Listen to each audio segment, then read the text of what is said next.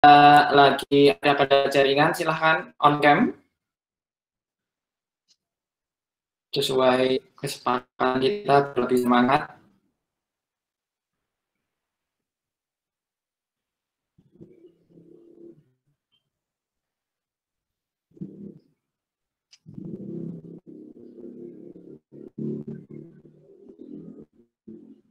Oke, udah ya.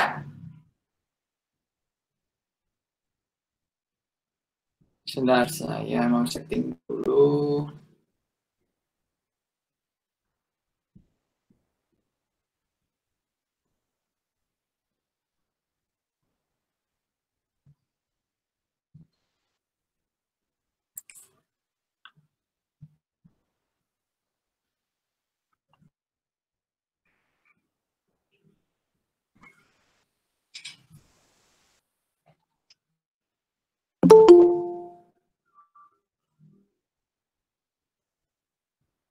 Oke, kita ke apa ya namanya, materi di pekan ke-14 di analisis laporan keuangan. Sekarang kita akan membahas tentang analisis ya, bagaimana kita melakukan analisis laporan keuangan. Case-nya adalah laporan keuangan pemerintah daerah. File Excel-nya ada di file Excel yang berisi laporan keuangan ya, ada di Google Classroom, bisa kalian download dan coba untuk dilihat terlebih dulu. Nah, sebelum kita masuk ke analisisnya ya, yang kalian bisa lihat di file Excel itu, barangkali dari topik yang kemarin ada diskusi atau ada pertanyaan atau ada komen ya, silahkan kita awali dulu dengan kita refresh atau kita retrack dulu ke belakang tentang kemarin, apa itu namanya, materi tentang background, latar belakang, terus kemudian user, pengguna, tujuan, manfaat dari analisis laporan keuangan pemerintah daerah. Silahkan kalau ada, sambil kita menunggu teman-teman yang udah join semua nih. Oke, udah. Silahkan kalau ada.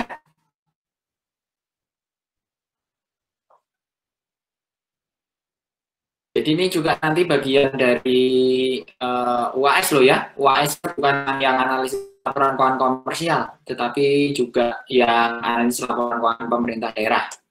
Di kira-kira 50-50 lah antara analisis laporan keuangan komersial dan analisis laporan keuangan pemerintah. Gitu. Jadi ya bacanya sama gitu, jangan dianggap ini kayaknya cuman ini aja, featuring ada gitu, atau ini seling aja, enggak, ini salah satu materinya juga.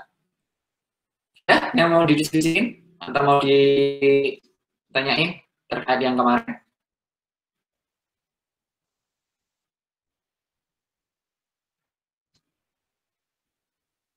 Kuisnya kemarin bisa?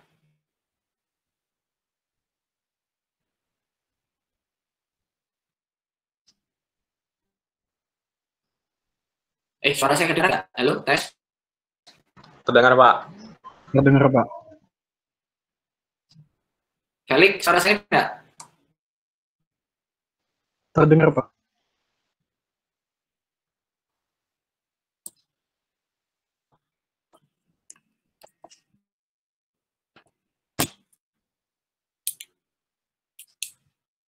Sebentar.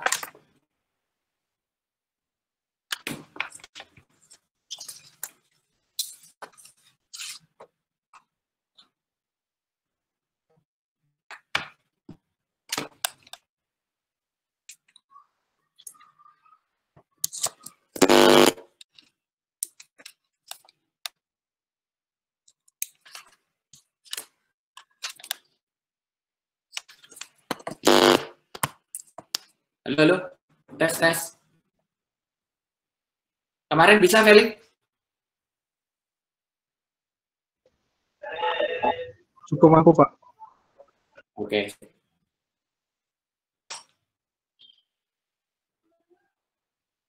Oke, jadi itu ya gambaran kemarin. Kok saya malah loncat ke kuis nih.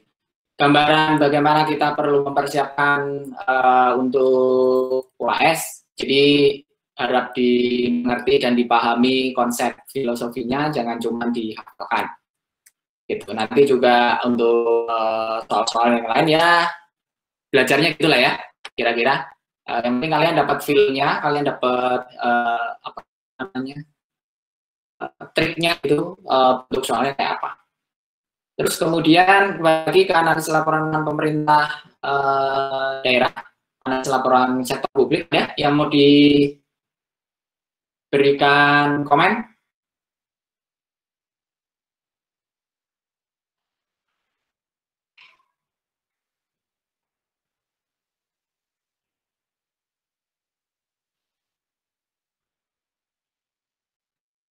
Kalau belum ada sambil dan ini ya buat catatan. Kalau yang belum terlalu detail boleh boleh disampaikan, boleh diskusiin. Kita ke file Excel ini. Jadi silahkan masing-masing buka file Excel ini untuk kita apa nih namanya bahas dan oke, udah buka file Excel-nya.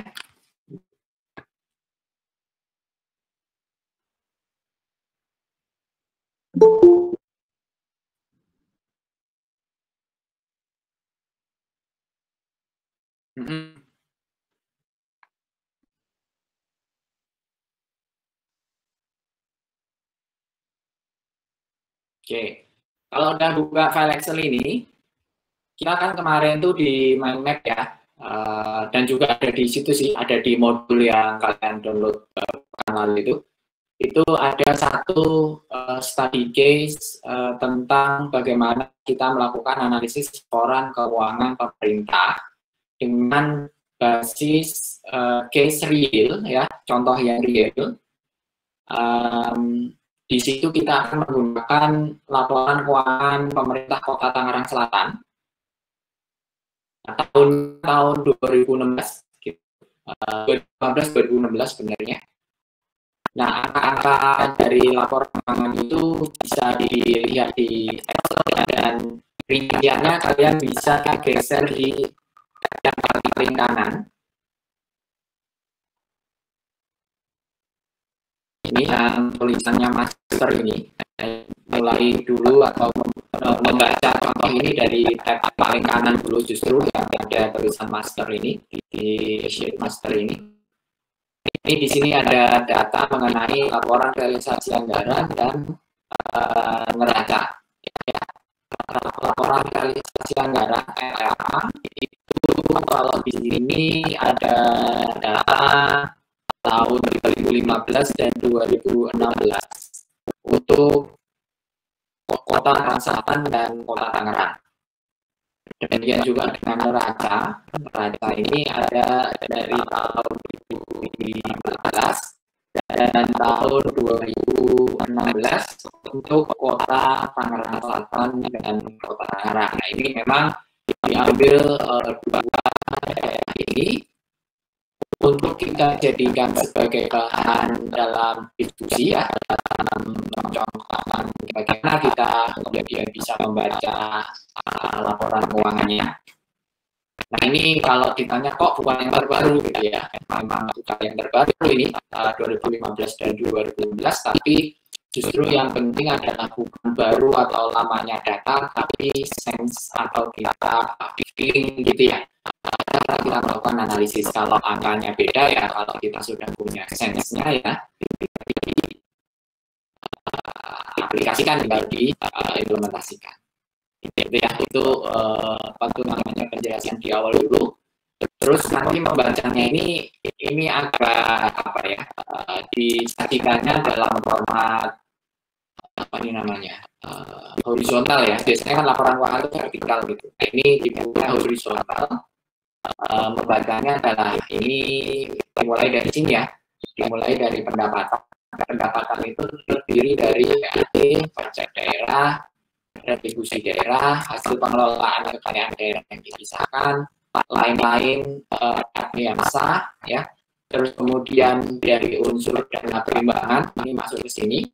Dana perimbangan itu termasuk di dalamnya ada dana bagi hasil pajak, ada tukang pajak, ada DAU, ada DAK, ada lain-lain pendapatan daerah yang sah. Ini berarti sudah sub dari pendapatan lainnya ya. Terus kemudian hibah, terus dana darurat, dana darurat, terus kemudian dana bagi hasil pajak dari provinsi ya, bukan hanya dari pemerintah pusat saja, tetapi ada juga dari provinsi. Terus dana penyesuaian dan otonomi khusus kalau ada, tidak semua provinsi dapat nih, atau kabupaten kota dapat. Terus bantuan keuangan dari provinsi kalau ada, itu juga ada akunnya dan posnya. Terus ada lain-lain pendapatan. Ya ini bagian di pendapatan ya. Tadi kalau kita review lagi dari depan ada PAD, pajak daerah, retribusi daerah ya, termasuk di dalam PAD. Hasil pengelolaan kekayaan daerah dipisahkan, berarti ini BUMD ya. Kalau si pemerintah daerah punya badan usaha milik daerah, terus lain-lain PAD yang sah, terus juga ada dana perimbangan, terdiri dari tadi bagi hasil, alokasi umum, alokasi khusus, terus lain-lain pendapatan daerah yang sah, ada hibah, ada dana darurat, ada dana bagi hasil dari provinsi, dana penyesuaian otonomi khusus, bantuan keuangan dari provinsi, dan pendapatan lain-lain. Nah, kemudian untuk belanja sendiri, ini ada belanja terdiri dari belanja tidak langsung, terdiri atas belanja pegawai tidak langsung, belanja bunga, subsidi, hibah, bansos, ya, bagi hasil ke provinsi atau kabupaten kota lain. Terus belanja bantuan keuangan kepada provinsi, kabupaten, kota kalau mau ngasih gitu ya. Terus belanja tidak ada di sini. Terus sebagai komponen dari belanja juga ada belanja langsung, ya. Belanja langsung terdiri dari belanja pegawai langsung, belanja barang jasa, belanja modal. Nah, ada pendapatan dan ada belanja, kita akan punya surplus atau defisit. Nah, ketika ada surplus atau defisit ini, kemudian ada pembiayaan, dibiayai dari mana? Gitu ya. Nah, ini berarti total hasil tahun sebelumnya kalau ada selisih lebih anggaran dari tahun sebelumnya ya, ada di sini, dan seterusnya ini bagian dari laporan realisasi anggaran. Ya, kalian bisa baca urutannya. Nah, setelah LRA kita juga punya neraca ya. Neraca ya umum lah ya, ada aset, ada keuangan. Nah, ini asetnya, aset lantar dan segala macam. Ini komponennya kalian bisa lihat sendiri atau kalian buka di APD langsung juga bisa. Sampai kemudian pernyataan modalnya, investasi, ada aset tetap dan lain-lainnya. Dan kalian bisa lihat ya di sini rincian dari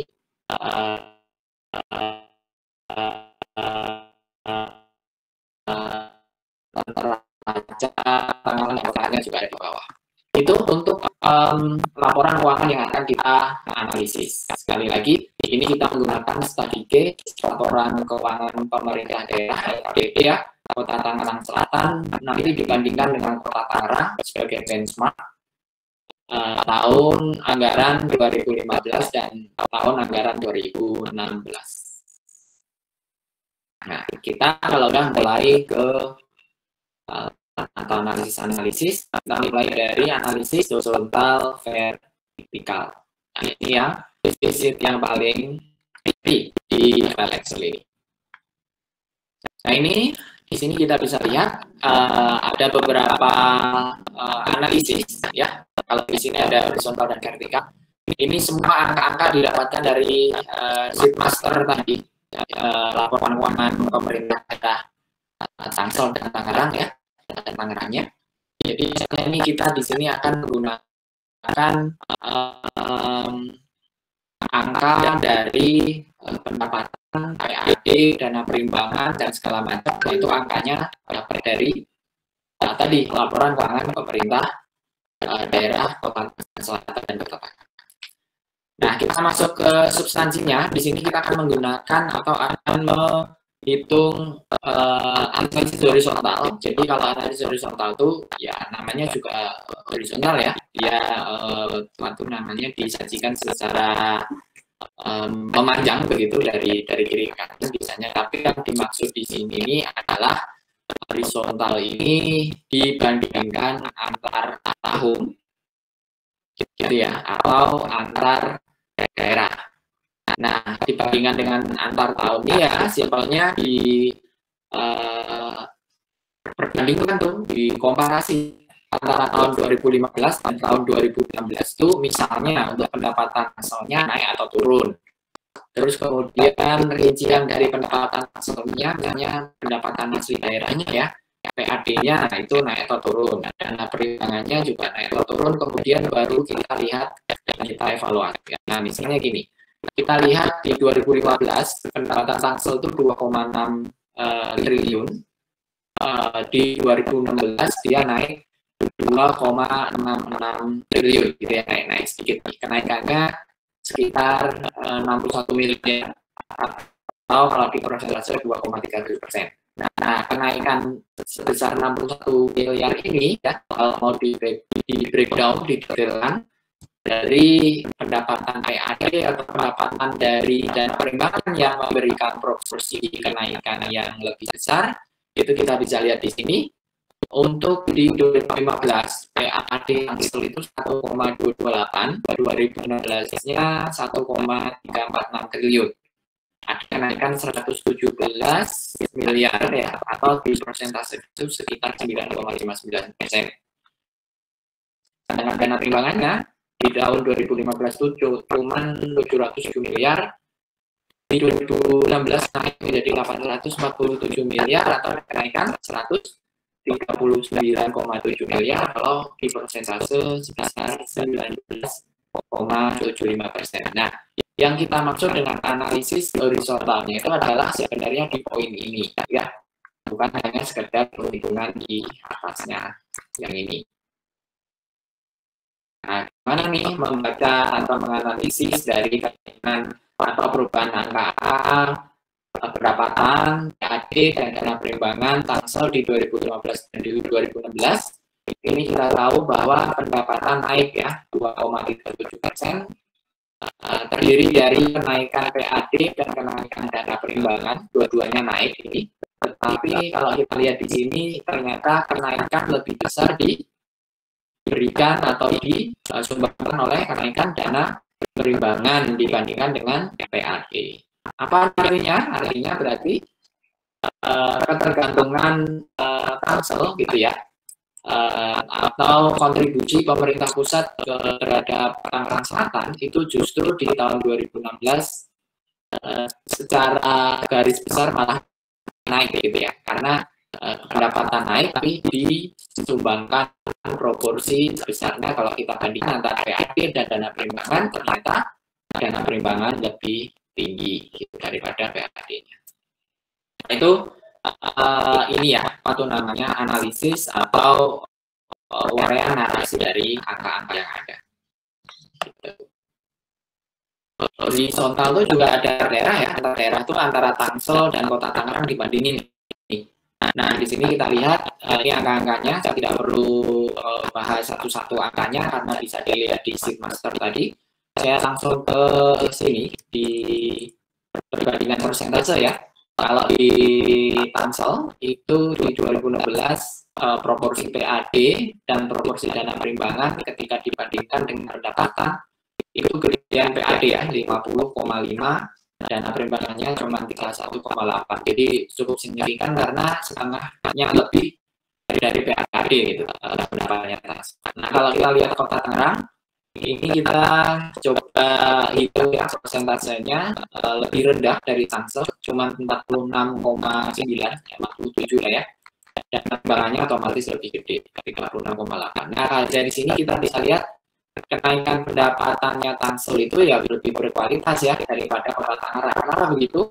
Karena persentase PAD dibandingkan pendapatannya lebih besar daripada Kota Tangerang. Nah, ini kebetulan kita bandingkan kabupaten kota ya yang ya relatif ini salah satu pusat pertumbuhan ekonomi ya. Untuk kalian ketahui, Tangsel itu pertumbuhan ekonomi biasanya secara historis rata-rata lebih tinggi daripada pendapatan nasional gitu.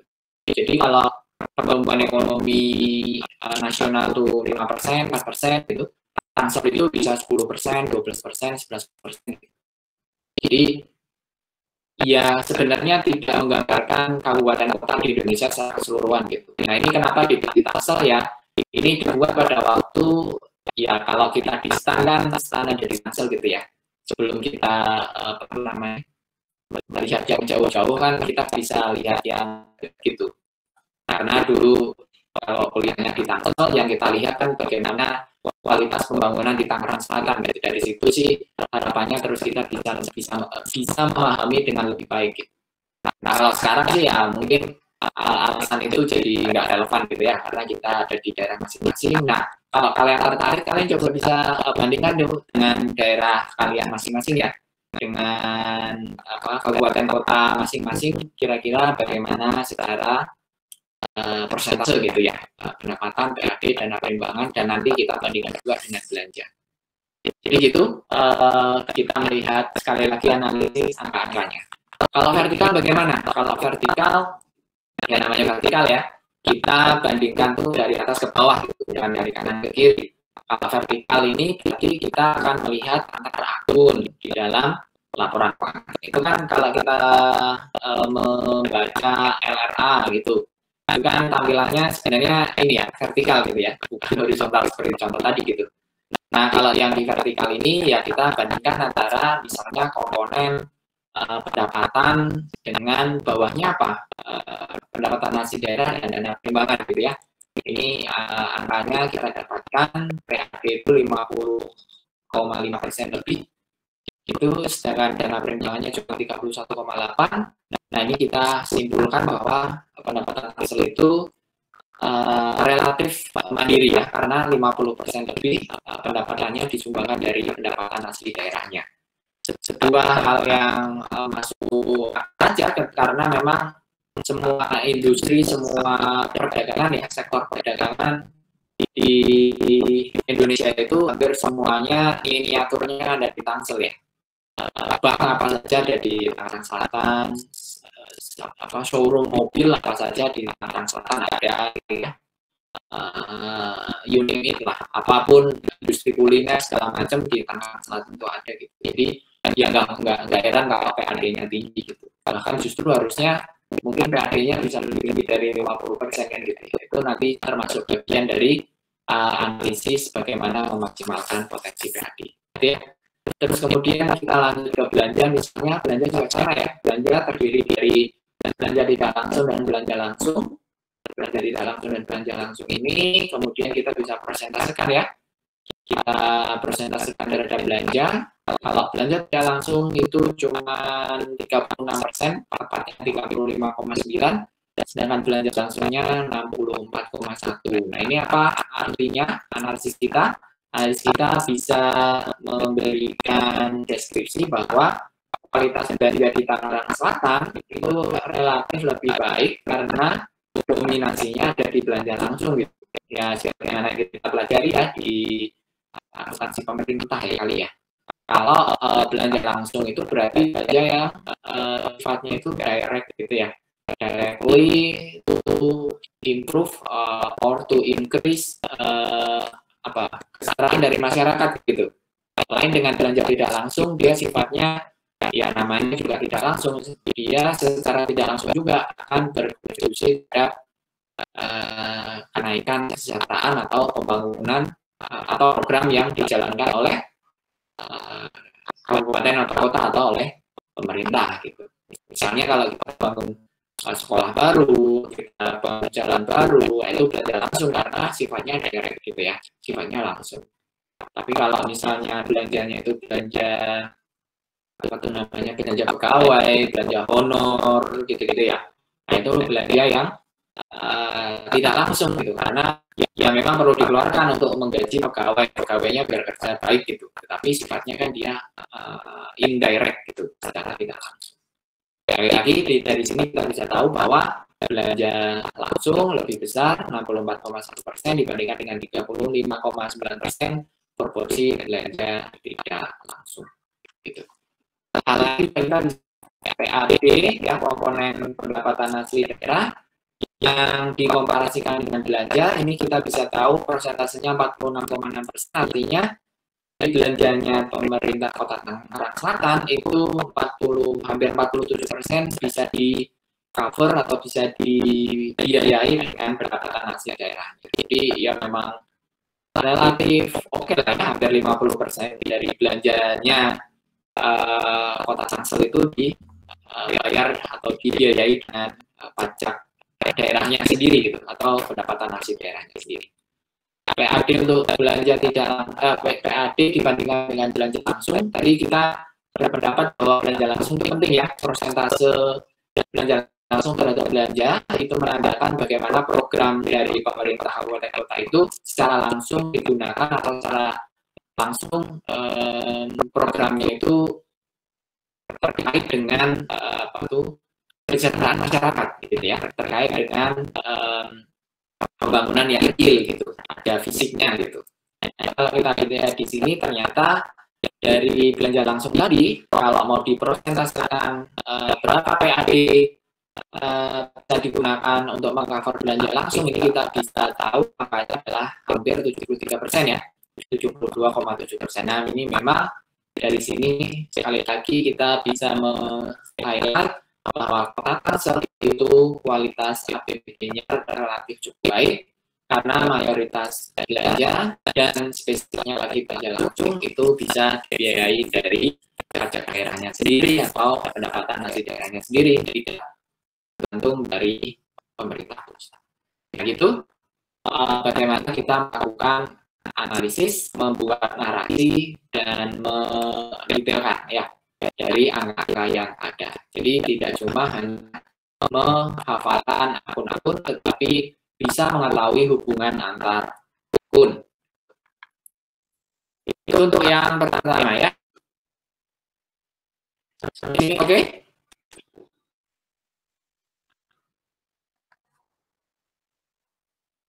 Di sini oke ya? Oke, Pak. Oke. Kita lanjut ke perubahan financial statement, perubahan laporan keuangan ya. Ini intinya adalah membandingkan akun yang sama dalam periode laporan keuangan yang berbeda periode dengan tujuan mengetahui perubahan antar akun atau antar periode pelaporan keuangan. Nah ini kita lihat di sini, kita pakai contoh belanja tidak langsung dan belanja langsung. Belanja tidak langsungnya ini masih Kota Tangsel ya.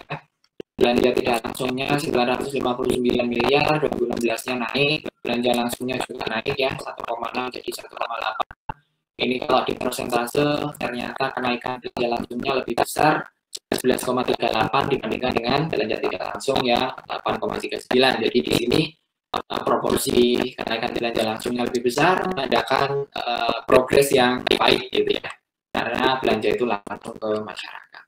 Itu untuk perubahan financial statement. Nah kalau komponen, nah ini namanya juga komponen, ini mungkin bagian dari analisis vertikal tadi ya, kita detailkan ke masing-masing komponen. Jadi yang dilakukan di sini adalah membandingkan nilai akun dari total kelompok akun. Jadi misalnya pendapatan kan ada PAD, ada dana perimbangan gitu ya, ada lain-lain pendapatan hasil daerah yang sah. Nah itulah yang disebut dengan komponen dalam laporan keuangan gitu ya, atau kelompok akun gitu. Untuk diketahui berapa kontribusinya atau berapa proporsinya. Ini kita bisa lihat di sini dengan contoh belanja itu dari belanja tidak belanja langsung gitu. Belanja langsung ini juga, nah kalau di breakdown di sheet tadi ada ya, ada belanja modal, ada belanja barang jasa, ada belanja apalagi tadi itu jasa, modal, ada belanja pegawai apa ya, ya itulah nanti dilihat ininya breakdownnya. Nah ini yang dibuat adalah misalnya nih kita mau melihat berapa persentase belanja langsung ke belanja, ini kita bisa datanya Ya ini ngulang dari yang tadi sih ya. Belanja langsung ke belanja itu 64,1%. Belanja langsungnya 35,93. Nah, dari sini kita bisa membawa kualitas belanja di Tangerang Selatan itu baik ya, karena dominan belanja langsung ya, langsung. Sekali lagi, DRRI menyentuh program pembangunan ke masyarakat yang manfaatnya bisa didapatkan langsung oleh masyarakat secara luas gitu. Nah, kalau kita lihat lagi, kan tadi belanja langsung itu ada belanja modal dan ada belanja barang dan jasa ya. Kalau belanja modal itu kan ya sifatnya infrastruktur fisik, tuh, bangun sekolah, bangun got gitu ya, apa saluran air, bangun jalan baru misalnya, itu belanja modal gitu. Selain belanja modal juga ada belanja barang dan jasa di belanja langsung itu. Jadi belanja barang dan jasa yang digunakan dalam rangka pelayanan ke masyarakat itu masuk di sini. Nah, coba kita bandingin nih antara belanja modal ke belanja. Ini kita bisa lihat persentasenya 36,3%. Persentase dari belanja modal ke belanja langsung itu 56,7%. Ini bisa kita artikan bahwa kualitas belanja langsung dari Tangerang Selatan relatif lebih baik karena sebagian besar digunakan untuk belanja modal ya, bukan ke belanja pegawai langsung atau belanja barang dan jasa. Jadi sifatnya itu fisik yang dari fisik infrastruktur itu ya, contohnya ya, itu langsung bisa digunakan oleh masyarakat untuk untuk beraktivitas gitu. Misalnya membuat taman langsung bisa digunakan oleh masyarakat untuk macam-macam ya, untuk rekreasi, untuk olahraga, kegiatan-kegiatan kemasyarakatan dan lain-lain gitu ya. Bangun sekolah misalnya ya langsung digunakan oleh masyarakat untuk bersekolah, atau bangun sodetan air gitu untuk ini, untuk pengairan. Nah, itu kan juga langsung bisa dirasakan oleh masyarakat. Terus ada lagi misalnya jalan gitu ya. Jalannya itu macet banget, tapi kemudian dipecah untuk memecah kepadatan lalu lintas, itu dibuat jalan baru. Nah, itu kan juga langsung dirasakan oleh masyarakat gitu. Nah, itu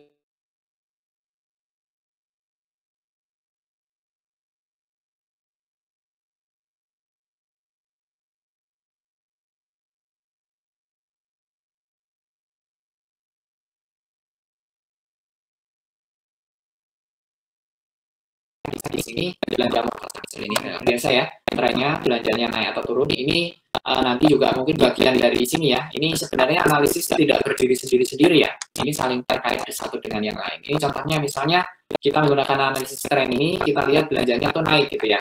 Ini semata-mata kemudian tidak langsung kita artikan bahwa belanjanya kalau naik itu berarti kesejahteraan masyarakat juga ikut naik karena belanja pemerintah naik. Enggak berhenti di situ, tetapi coba kita lihat detailnya seperti apa. Nah, detailnya ini kita bisa narasikan di sini gitu. Itu terus kemudian masih terkait dengan penggunaan APBD, kita masuk ke analisis sumber daya dan penggunaan. Nah, ini lebih detail lagi, ya. Di sini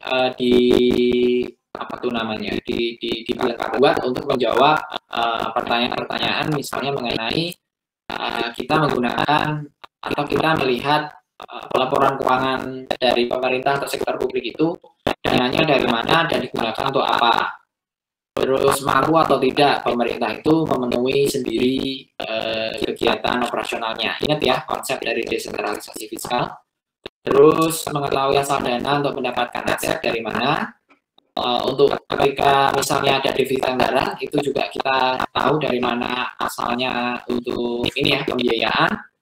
Dan kalau ada silpa atau surplus, bagaimana pemanfaatan dari surplus itu juga kita bisa tahu. Nah, itu kita masuk ke analisis sumber daya dan penggunaan. Nah, ini contohnya balik lagi ke Tangsel ya. Kita tahu di sini angka-angkanya misalnya pendapatan 2,6 triliun. Nah, ini terdiri dari ini ya, PAD, dana perimbangan, dan lain-lain. Kalau kita cari persentasenya, ini persentasenya ya. Dan kita bisa tahu bahwa pendapatan Tangsel itu dominan dari PAD, setengahnya lebih. Nah, kemudian dari pendapatan ini digunakan untuk apa? Digunakan untuk belanja. Ya, belanjanya 2,88 triliun. Nah, kalau mau dipresentasikan dari PAD, dari jumlah belanja 2,88 ini, hampir setengahnya ya. Hampir setengahnya dari belanja itu bisa di-cover dari pendapatan hasil daerah. Yang dari dana perimbangan hanya sekitar sepertiga saja atau 29,3. Nah, dari sini sebenarnya anggarannya juga defisit ya.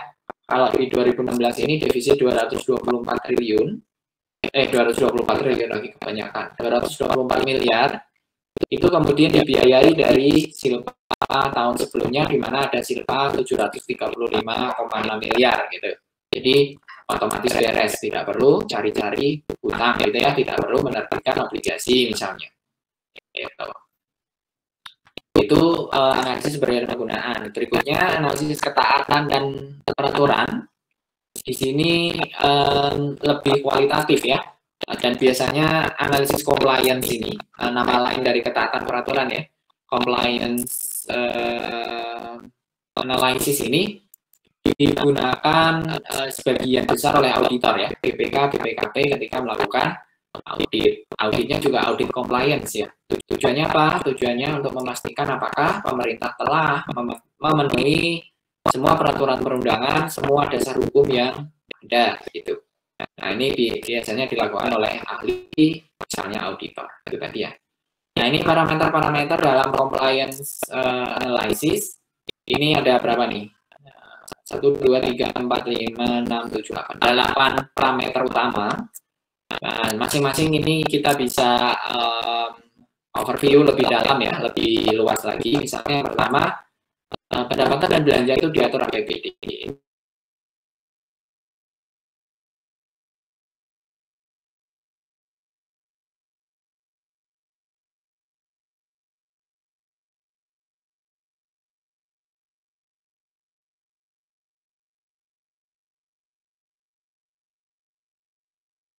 Ya, belanja diatur dalam APBD. Tapi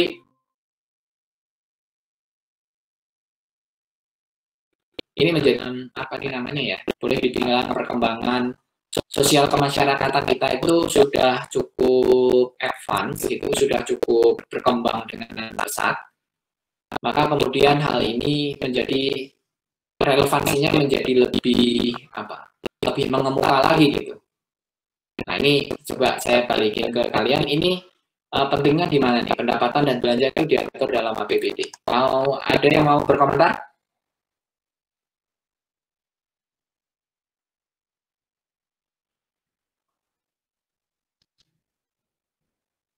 Ada nggak kira-kira pendapatan atau belanja daerah yang tidak diatur dalam APBD?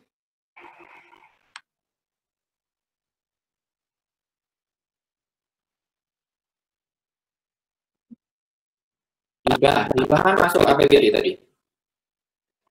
Dicatat. Atau ada hibah yang tidak dimasukin APBD? Ada nggak? Menurut kalian?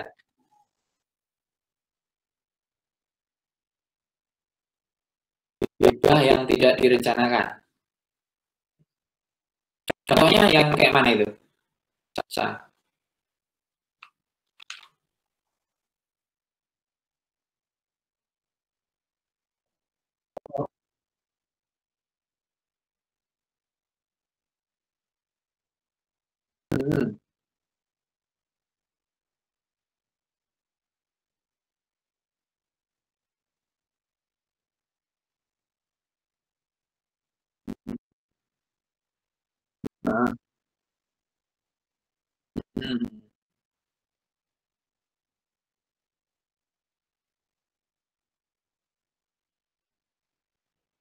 Atau juga di APBD gitu ya. Ya ini bisa jadi memang ada di tengah-tengah periode atau di tengah-tengah anggaran gitu. Jadi tadi misalnya di APBD atau di APBN nggak ada nih pos alokasi hibah, tapi ada update selama tahun berjalan, kemudian ada hibah, ya kemudian itu di ini sih harusnya itu dilaporkan dan kemudian akan dicatat dalam APBN atau APBD realisasi. Itu harusnya. Tapi kalau nggak dicatat ya berarti bisa jadi memang ini tadi ya apa tuh namanya prinsip dari pendapatan dan belanja itu yang semuanya itu harus masuk di dalam APBN atau APBD. Ini sebenarnya bukan BD saja ya, APBN atau APBD. Ini masuk betul. Tetapi ini justru lebih mengemuka dalam konteks saya kasih contoh real aja ya. Saya kasih contoh real. Kemarin kalian kuliah offline itu tingkat berapa? Tingkat 1 ya? Semester 1, 2 kan kuliah online ya? Semester 3 juga ya? Semester 3, semester 4 baru online. Selama 3 semester itu jalan-jalan ke Jakarta paling jauh kemana?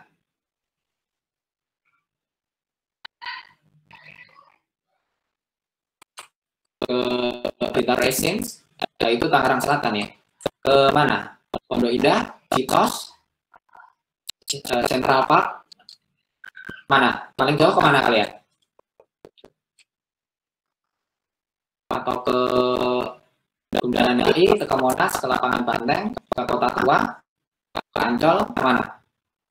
Paling jauh kemana? Kota Tua pernah ya? Naik apa sah? Oh, naik KRL, turun Tanah Abang ya? Terus lanjut ya? Oke.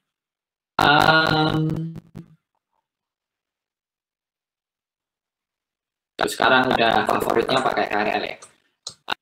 Ini pernah lewat Semanggi nggak? Nggak pernah ya.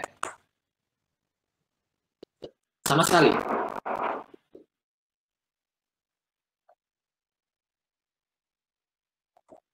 Oke. Ya memang zamannya udah beda ya. Dulu tuh ya salah satu tempat nongkrong yang asik itu di Plaza Semanggi itu. Dari Sarbini ya, tempat syuting Indonesian Idol kalau yang zaman dulu. Kalau sekarang saya malah nggak ngikutin gimana. Nah, di situ tuh Atma Jaya itu, Universitas Atma Jaya, terus kemudian Plaza Semanggi, Pelangi, terus kemudian di situ ada apa lagi itu? JCC ya, kalau pameran-pameran dulu di situ. Nah, itu tuh di depannya ada jembatan Semanggi, ikonnya Jakarta lah. Kalau lihat itu ya ini ya. Itu pasti di Jakarta gitu kita tahu. Nah di jembatan Semanggi itu dulu ya belum ada simpang susunnya. Boleh kalian sambil googling Semanggi itu kayak apa sekarang. Dulu tuh belum ada simpang susun Semanggi sehingga salah satu titik macetnya kota Jakarta itu ada di situ. Apalagi kalau weekday gitu ya ada bukan ada hari kerja gitu, baik pagi maupun apalagi kalau sore dan malam gitu, itu salah satu titik macetnya di situ. Nah kemudian dari permasalahan itu ya kemacetan itu pemerintah pemerintah provinsi DKI membangun jalan lingkar Semanggi. Jadi kalian bisa bedain tuh Semanggi sebelum ada jalan lingkar dan setelah ada jalur lingkar, bukan jalan lingkar ya. Jalan lingkar kayaknya di mana gitu. Jalur lingkar Semanggi itu dibangun di sekitar Semanggi yang lama sehingga berhasil memecahkan masalah kemacetan di situ. Nah, menurut kalian yang bangun itu siapa? Jalur Semanggi itu siapa yang bangun?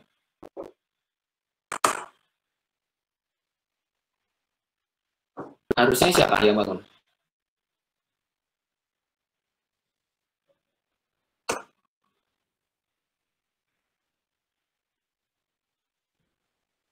Harusnya siapa? Pemerintah, Pak. Harusnya pemerintah ya. Bisa pemerintah pusat, bisa pemerintah provinsi, atau mereka bersama-sama gitu. Karena itu kan nasional ya, skopnya ya, infrastrukturnya. Bisa juga ya pemerintah provinsi juga bisa karena itu bagian dari wilayahnya. Tapi ternyata yang bangun itu ya jalur lingkar itu adalah swasta. Loh, kok bisa swasta? Kok bisa swasta? Apakah itu ini satu apa namanya? Kalau swasta itu biasanya bangun ini ya, yang berbayar gitu ya, yang orang tuh kalau mau lewat bayar gitu. Nah kira-kira kalau kita lewat situ bayar nggak? Kalau ada yang pernah? Atau sebagian besar kalau jalan naik KRL nih, udah males naik ini, males naik kendaraan.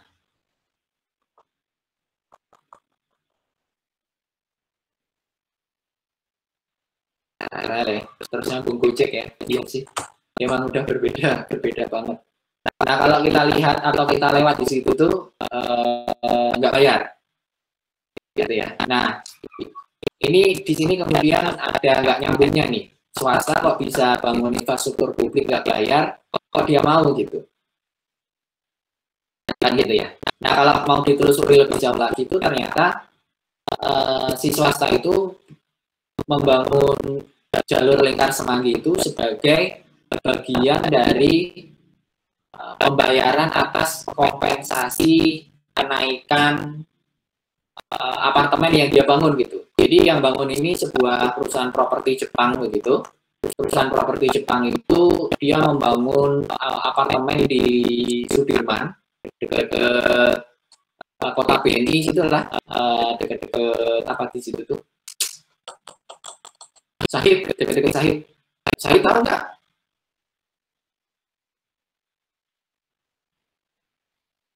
Kalian belajar terus sih, main dong.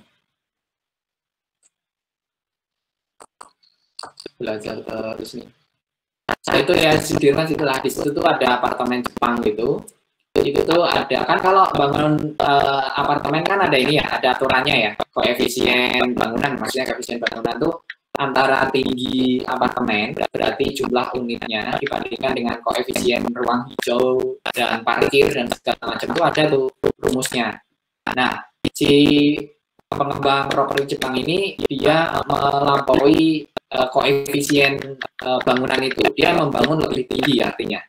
Nah ketika membangun lebih tinggi, maka ada kompensasi yang harus dibayar, harusnya gitu ya, atau denda lah gitu. Nah, kompensasi yang dia harus bayar itu sama pemerintah provinsi DKI tidak diambil dalam bentuk uang, ya, tetapi diimplementasikan atau diminta kepada properti Jepang itu, pengembang properti Jepang itu untuk bangun sono jalur lingkar semanggi gitu. Nah gitu ya. Nah itu kalau mau kita masukkan atau kita analisis di sini, itu tuh sebenarnya apa? Pendapatan kan ya? Iya dong, ada kompensasi yang dibayar pengembang properti itu kan harusnya masuk ke APBD itu sebagai komponen pendapatan. Tapi apa yang diimplementasikan di case tadi, yang diimplementasikan adalah ternyata pendapatan itu nggak masuk ke APBD itu. Terus masuknya kemana? Nggak masuk kemana-mana, tapi langsung diwujudkan dalam bentuk infrastruktur. Tuh, apakah infrastrukturnya itu tidak bermanfaat? Enggak juga bermanfaat, karena digunakan oleh masyarakat luas dan enggak bayar masyarakat kalau mau pakai itu. Nah, kalau gitu, berarti salah apa benar? Nah, menurut kalian gimana nih? Benar atau salah itu yang begitu?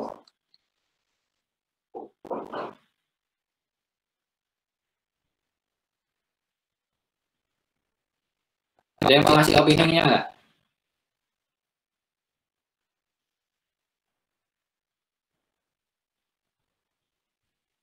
Dibilang benar ya, dibilang ada manfaatnya ya, ada manfaatnya kan benar gitu. Tapi dibilang enggak sesuai peraturan ya enggak sesuai peraturan sih, karena enggak masuk APBD gitu, enggak tercatat di APBD. Ini menurut kalian gimana? Enggak apa-apa apa-apa?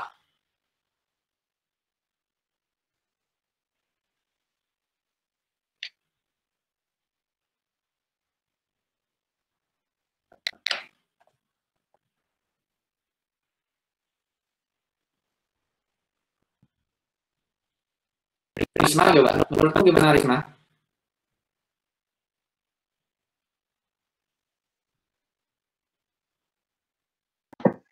Halo Pak, terdengar Pak? Dengar.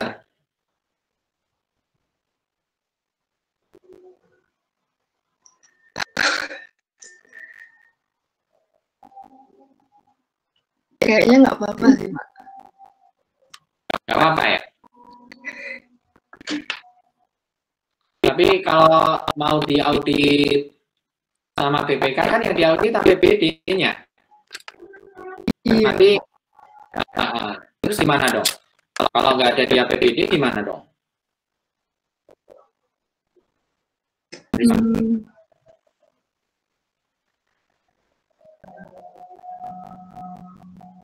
Berubah pikiran. Bingung Pak. Aduh. Ya nggak apa-apa, menurutmu gimana dan argumennya apa gitu.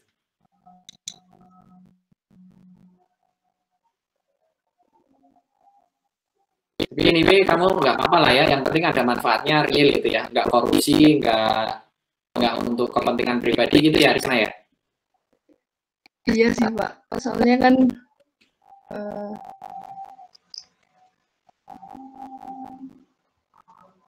Soalnya kenapa? sebentar Pak.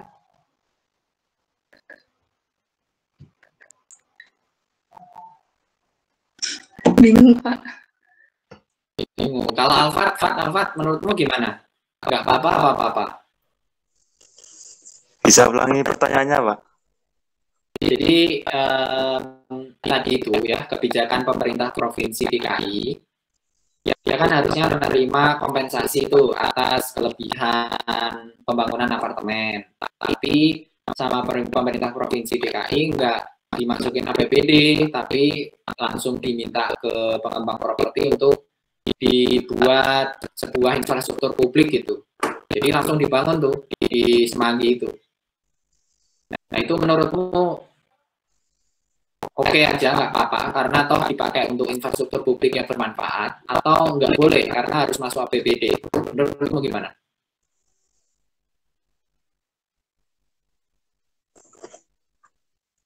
Ulangi pilihannya, Pak. Sama Pak Bustani.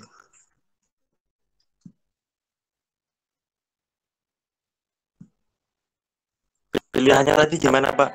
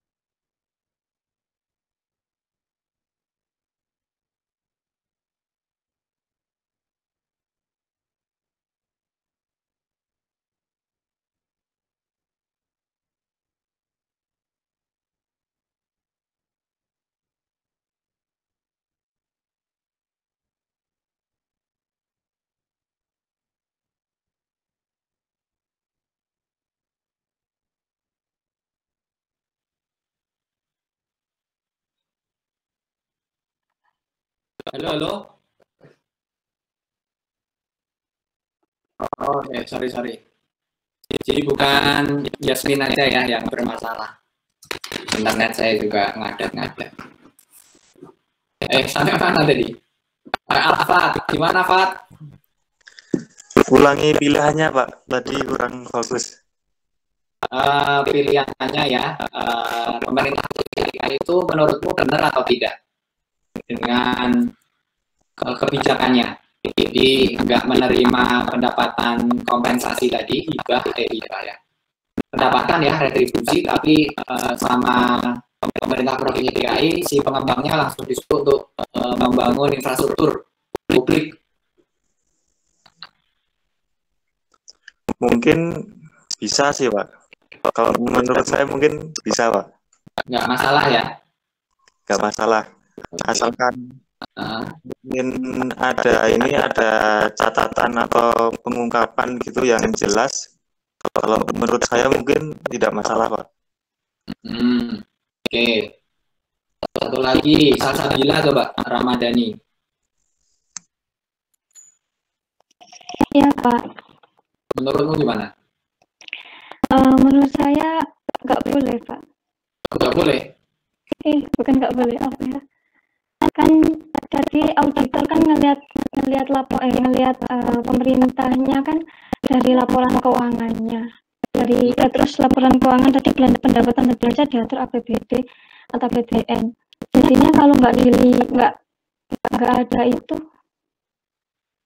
nggak bisa menarik kesimpulan yang benar gitu, Pak. Opininya nggak sesuai. Apa gimana, Pak? Nggak ngerti saya, Pak. Intinya tapi nggak sesuai peraturan lah gitu ya? Iya. Oke, ini kalau kalian pendapatan BPK nih ya, satu tim tadi siapa aja tadi? Ada Alfa, ada Risma, ada Sabila ya. Itu kalian bingung nih dalam merumuskan opini audit kalau kalian pendapatan BPK nih. Coba kita tanya ketua timnya coba. Aji, menurutmu gimana Aji? Ya, Pak. Menurut saya gimana aturannya ada di itu, Pak, pemerintah itu, Pak, aturannya nggak boleh apa enggak gitu, Pak. Tapi kalau logika sih menurut saya mungkin boleh, Pak, selama ada pertanggungjawabannya gitu. Terus itu kan mungkin pendapatan itu bukan sesuatu yang udah diperhitungkan sebelumnya gitu. Itu kan kayak sesuatu yang di luar dari perencanaan gitu, Pak. Gitu, Pak, coba saya, Pak. Aja gitu ya? Iya, Pak. Oke. Nah, siapa? Saya Risma, Pak. Gimana, Mak? Risma? Izin menambahkan pendapat saya yang tadi, Pak. Ganti nih, Pak. Jadi, kalau menurut saya nggak boleh, Pak. Karena misal tadi yang kata Bapak kompensasi pembuatan jalan itu kan, Pak ya. Itu kan setelah itu kan rasanya sebagai pendapatan.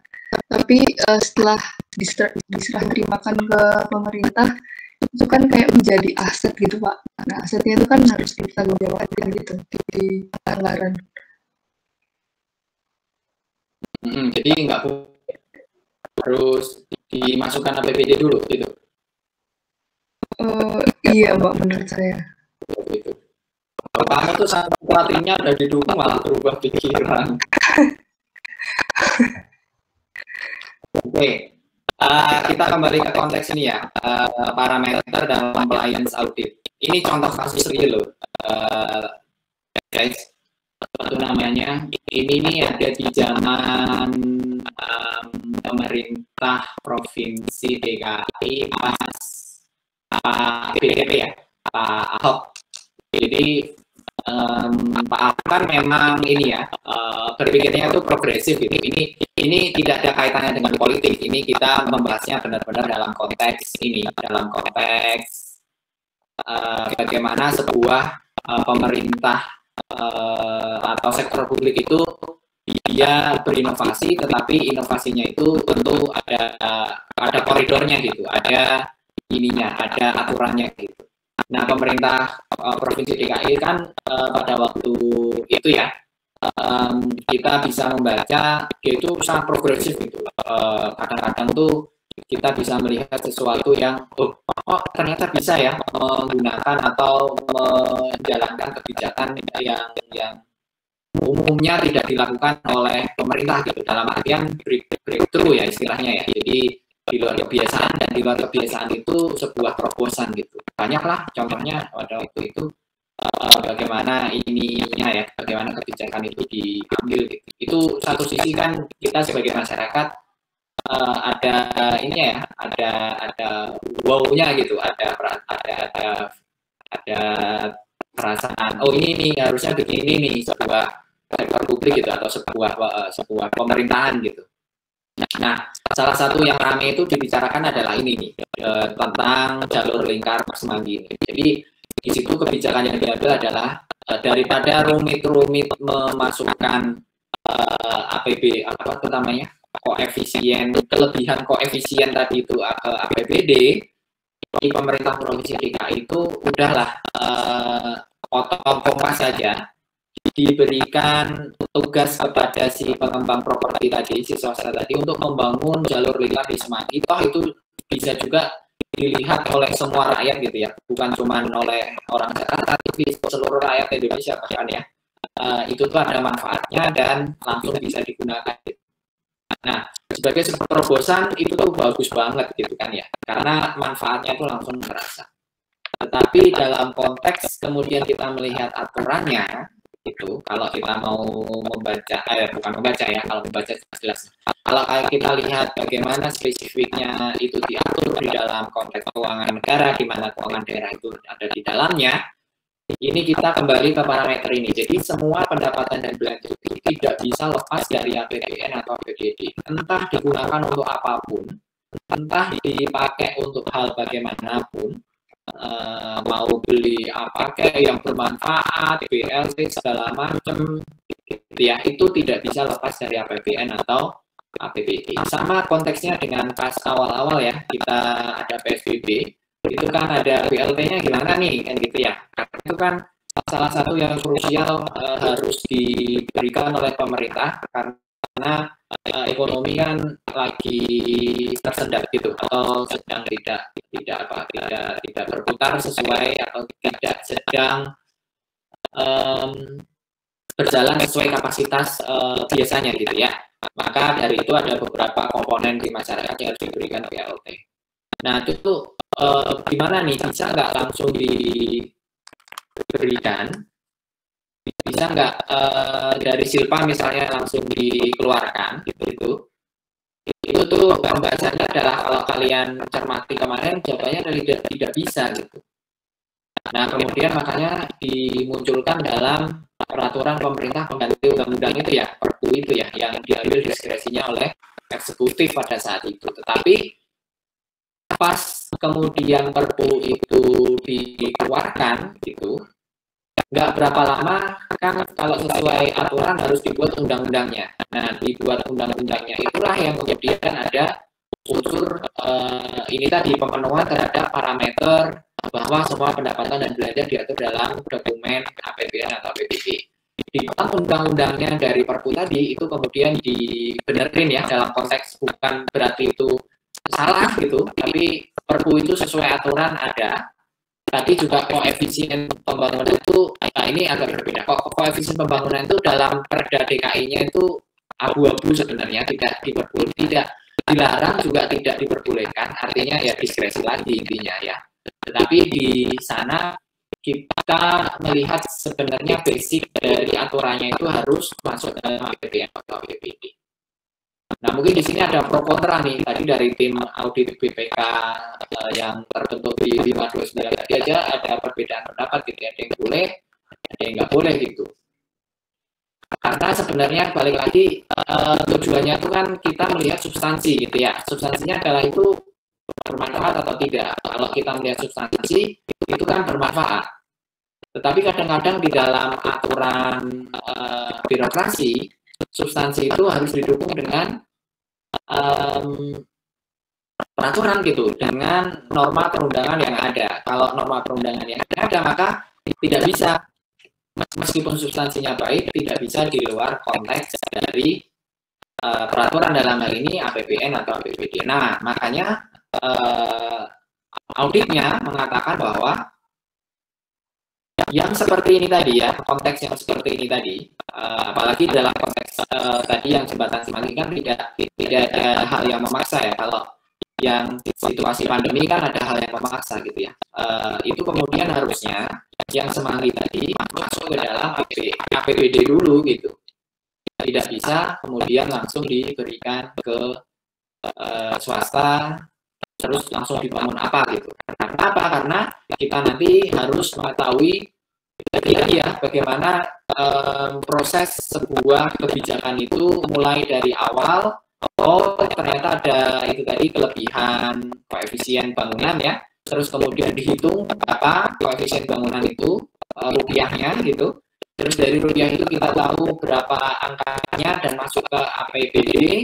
Nah dari APBD itu kemudian baru kemudian ya, saya ulangi, baru kemudian diimplementasikan dalam bentuk bangunan infrastruktur. Jadi apa pembangunannya itu langsung gitu diberikan ke swasta, tetapi pencatatan itu harus muncul terlebih dulu gitu. Nah itu yang kemudian harus dilakukan.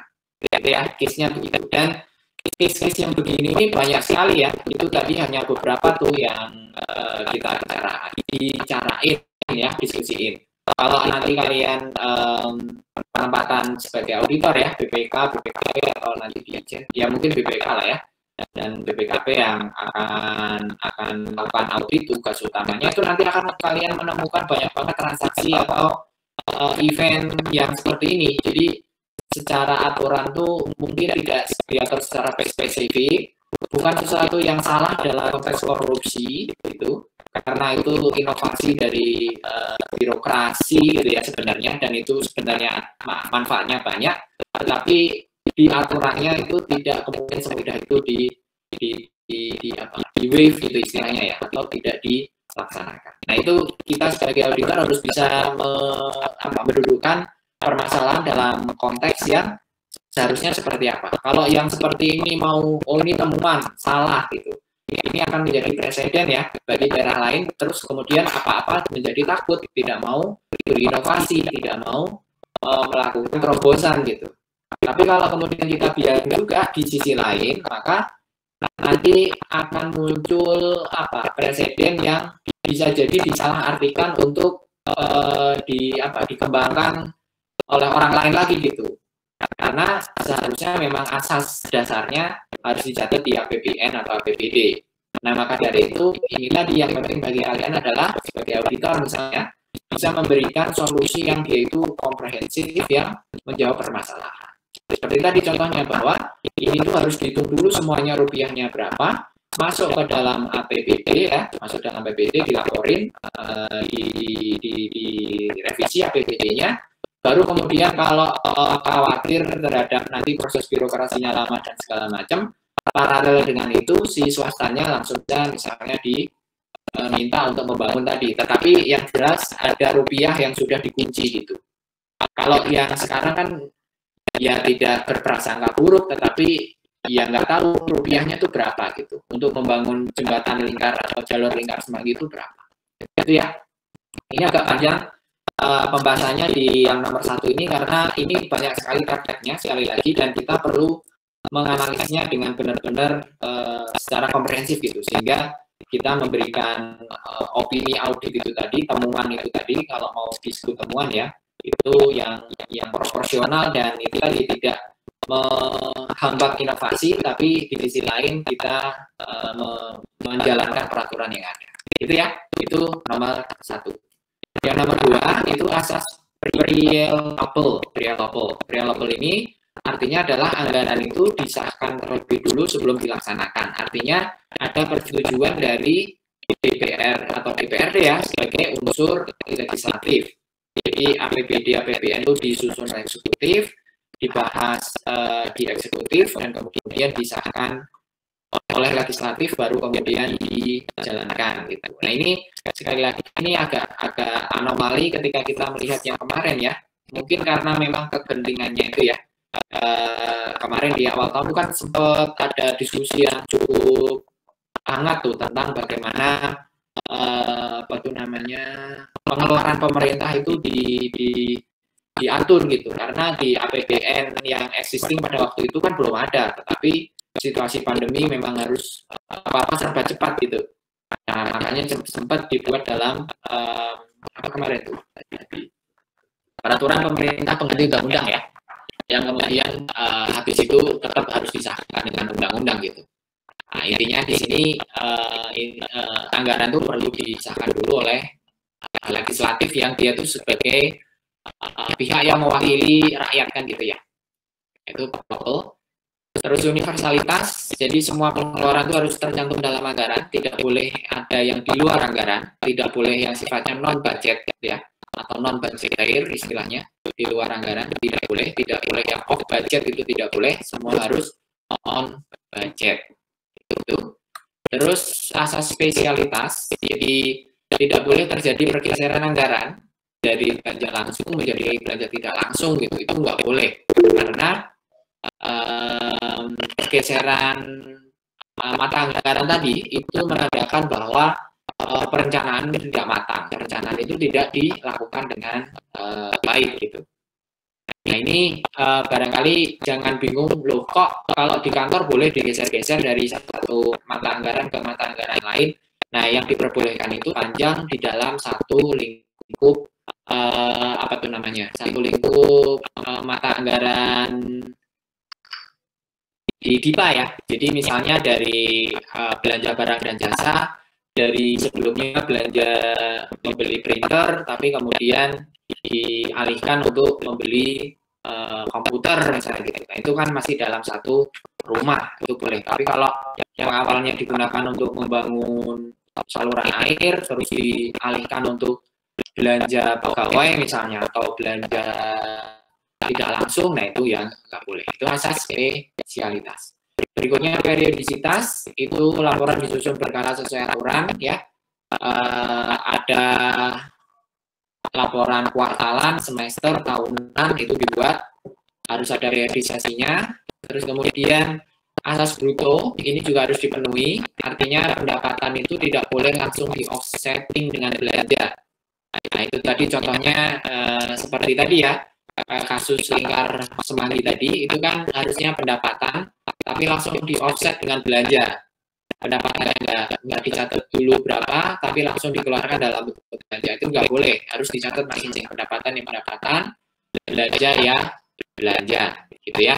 Jadi tidak boleh langsung di-netkan, langsung dihitung netnya bersihnya berapa, itu tidak boleh. Terus anggaran belanja itu plafon, batas tertinggi, ini kita sudah tahu semua. Terus kemudian pelaksanaan anggaran sesuai dengan pedoman pelaksanaan. Ini kalau APBN ya berarti ada undang-undang APBN ya. Kalau APBD ada peraturan daerah. Nah ini analisis compliance. Berikutnya analisis rasio. Ini hal yang umum ya. Kita tunggu azan sebentar ya.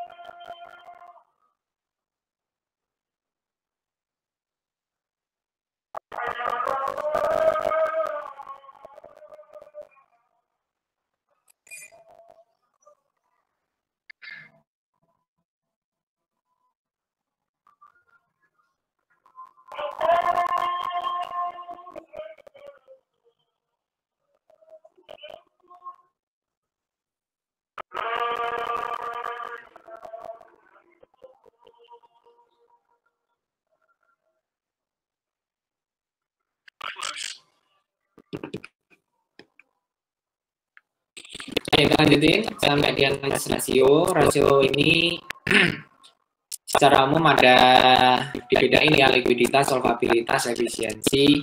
Likuiditas berarti kemampuan sektor publik dalam jangka pendek ya. solvabilitas dalam jangka panjang, efisiensi, kemampuan institusi untuk melakukan kegiatan untuk melakukan mewujudkan tujuannya atau mencapai tujuannya dengan cara yang efisien, dengan biaya yang sekecil-kecilnya dengan manfaat yang sebesar-besarnya. Ini untuk perhitungannya kalian bisa lihat ya, likuiditas, solvabilitas, dan kemudian juga efisiensi. Tetapi di sini yang lebih penting justru bukan di sininya ya. Kalau dilihat angkanya sih, misalnya untuk likuiditas ini angkanya 322 kali. Kalau likuiditas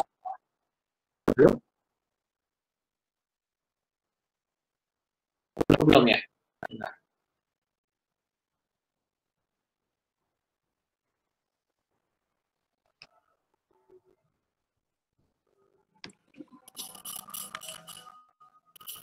Nah, udah ya. Ini yang compliance audit atau compliance parameter. Ini tadi kita bahas di sini. Barangkali tadi belum buka sininya.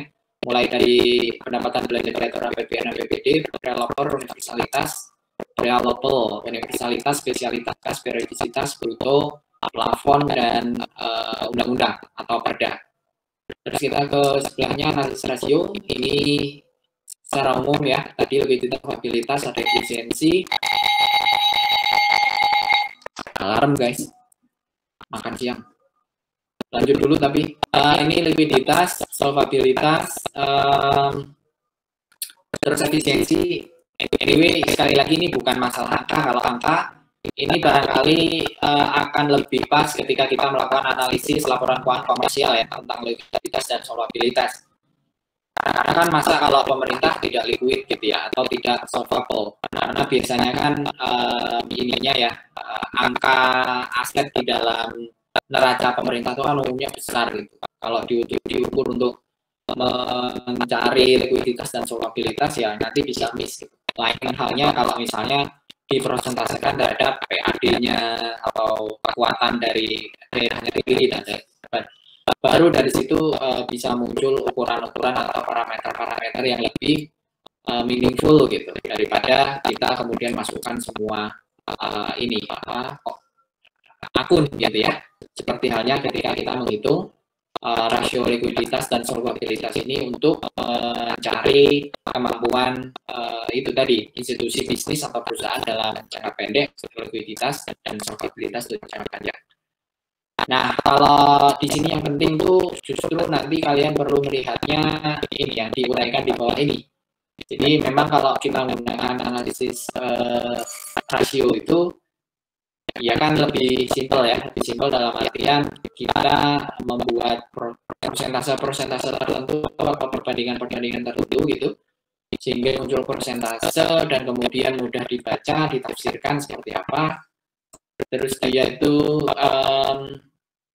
mewakili informasi yang bisa jadi sangat panjang gitu, tapi karena dihitung dalam bentuk rasio maka menjadi simple hanya dalam bentuk persentase. Terus bisa standar ya, karena persentasenya itu ya bisa diatur gitu, pendapatan mau digunakan sebagai rasio dalam mengukur berapa misalnya tadi kemampuan pemerintah daerah dalam menghasilkan PAD gitu. Nah itu bisa dibuat standarisasinya. Membandingkan kondisi antar laporan keuangan juga relatif lebih mudah, ada horizontal vertikal tadi. Terus analisis tren untuk melihat perkembangan tadi juga sudah ada. Cuman nanti yang penting adalah di sini nih ada beberapa kelemahan yang muncul gitu ketika kita menggunakan rasio, antara lain apa?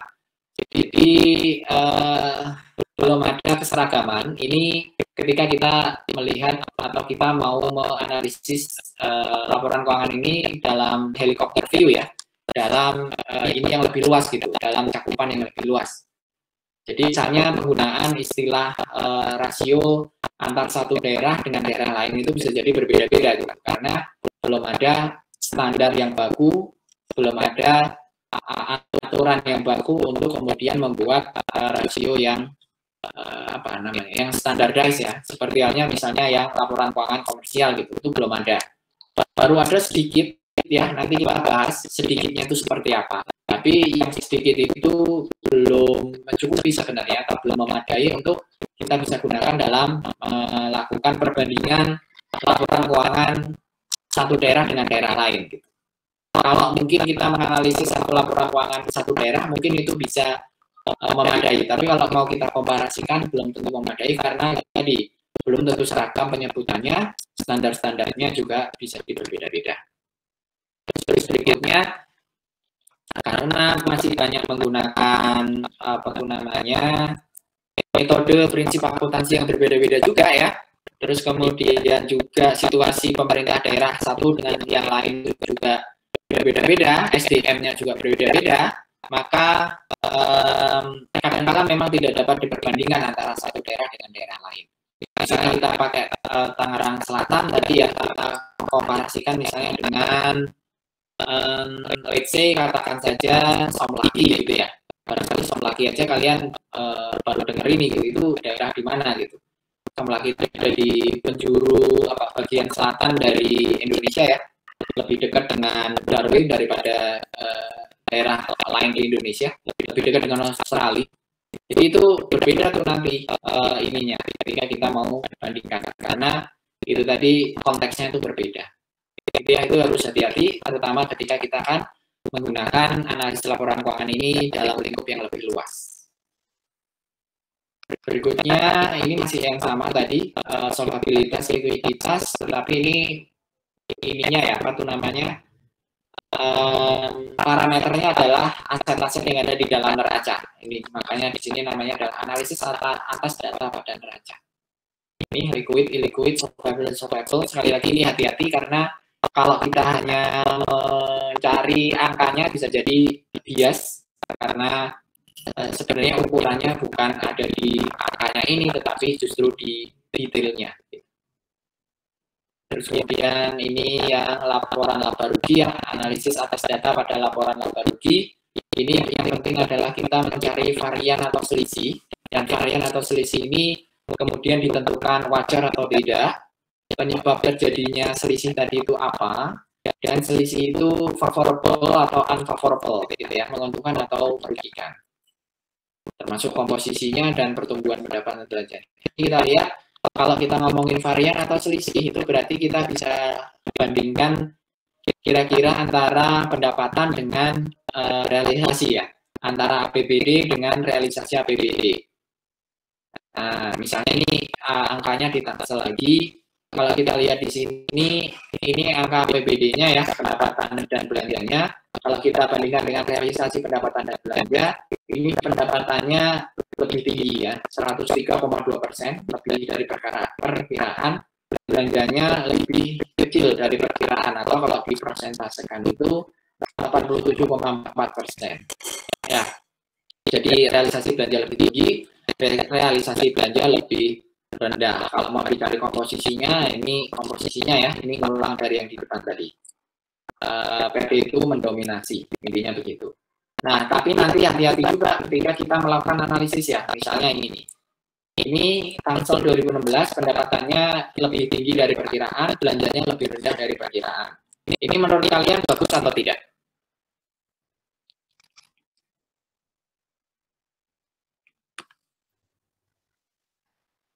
Bagus atau tidak? Kayaknya nggak bagus, Pak. Bagus ya, Vicky.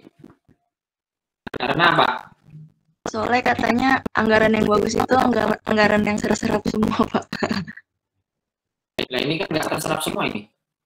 Ini pendapatannya dari, ya, pendapatannya direncanain 2,58 triliun, tercapai 2,664. Jadi ada kelebihan sekitar berapa tuh? 3,2% ya. Kalau belanja dari yang direncanakan 3,3 triliun, yang realisasi 2,88 triliun. Jadi lebih rendah daripada anggaran belanja. Baik atau tidak, Vicky? Kayaknya kalau belanjanya nggak baik deh, Pak. Belanja nggak baik karena nggak terserap semua. Kalau pendapatan? Kalau pendapatan nggak apa-apa kayaknya, Pak. Nggak apa-apa ya. Kalau pendapatan kan berarti PAD-nya itu lebih tinggi gitu ya, atau ya pajak yang dipungut lebih tinggi dari realisasi, yaitu nanti bisa digunakan untuk pembangunan kan gitu. Tapi coba kita fokus dulu ke belanja. Belanja ini ada performance yang kurang dari 100%, 87,4%. Menurut Vicky, ini sesuatu yang tidak bagus gitu ya, Vicky ya, karena dianggarkannya 3,3 tapi yang dilaksanakan 2,8 gitu ya, Vicky ya? Iya, Pak. Tapi bukannya itu bagus ya, karena lebih hemat.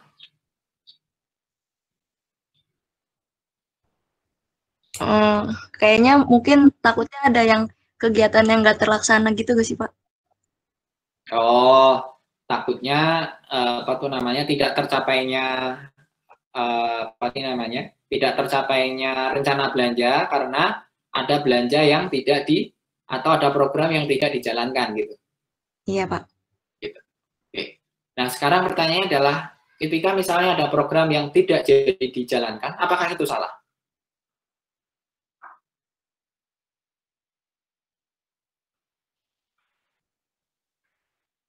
Ketika ada program yang tidak dijalankan, apakah itu salah?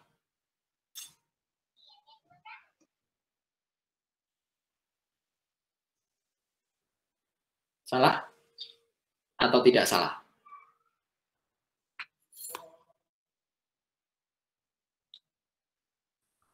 Mungkin nggak selalu salah, Pak. Tidak selalu salah? Iya. Izin Berarti apa? Kalau gitu, belanja lebih prioritas, Pak. Hah? Belanjanya kan tergantung prioritas.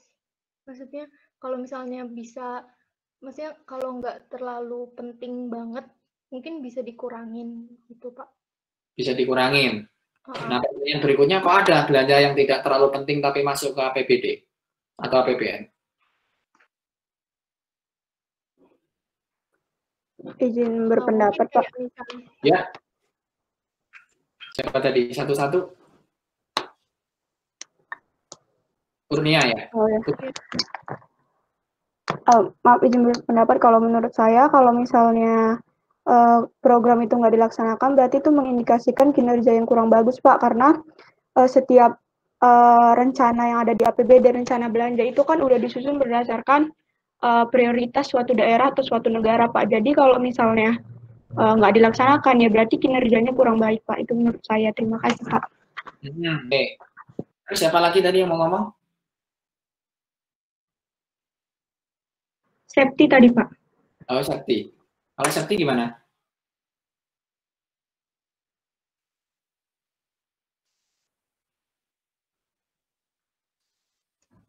Kalau menurut saya, contohnya kayak pandemi seperti ini, Pak.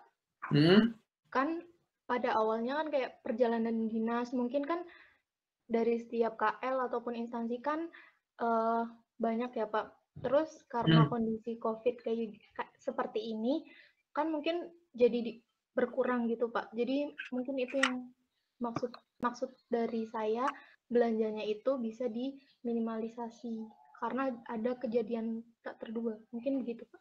Oke, berarti nggak apa-apa dalam konteks itu ya, gitu ya? Septi ya?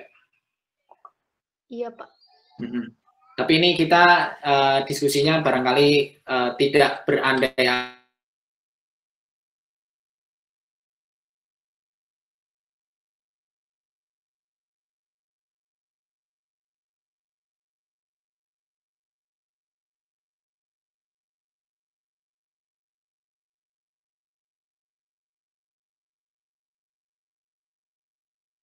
Detail biasanya gitu. Nah, ini kita coba diskusinya ketika situasinya seperti normalnya gitu lah ya. Tadi dari Kurnia Putri pendapatnya adalah nggak boleh karena kalau sudah masuk di dalam perencanaan itu ya kemudian pasti penting dong, pasti ada manfaatnya dong. Nah, karenanya kalau tidak dijalankan maka itu sebuah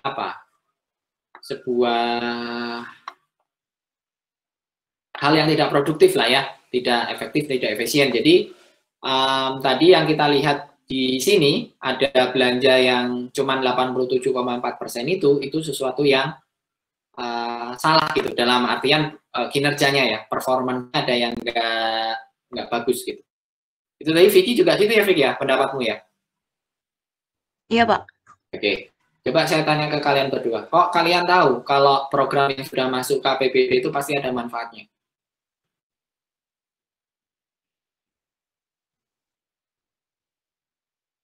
Saya ulangi sekali lagi pertanyaannya. Kok kalian tahu program yang masuk di dalam PBD atau APBN sama, itu ada manfaatnya?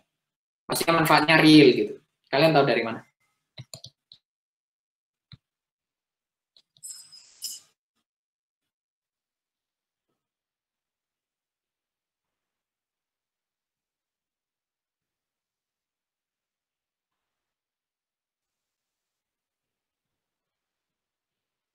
Atau koknya tahu?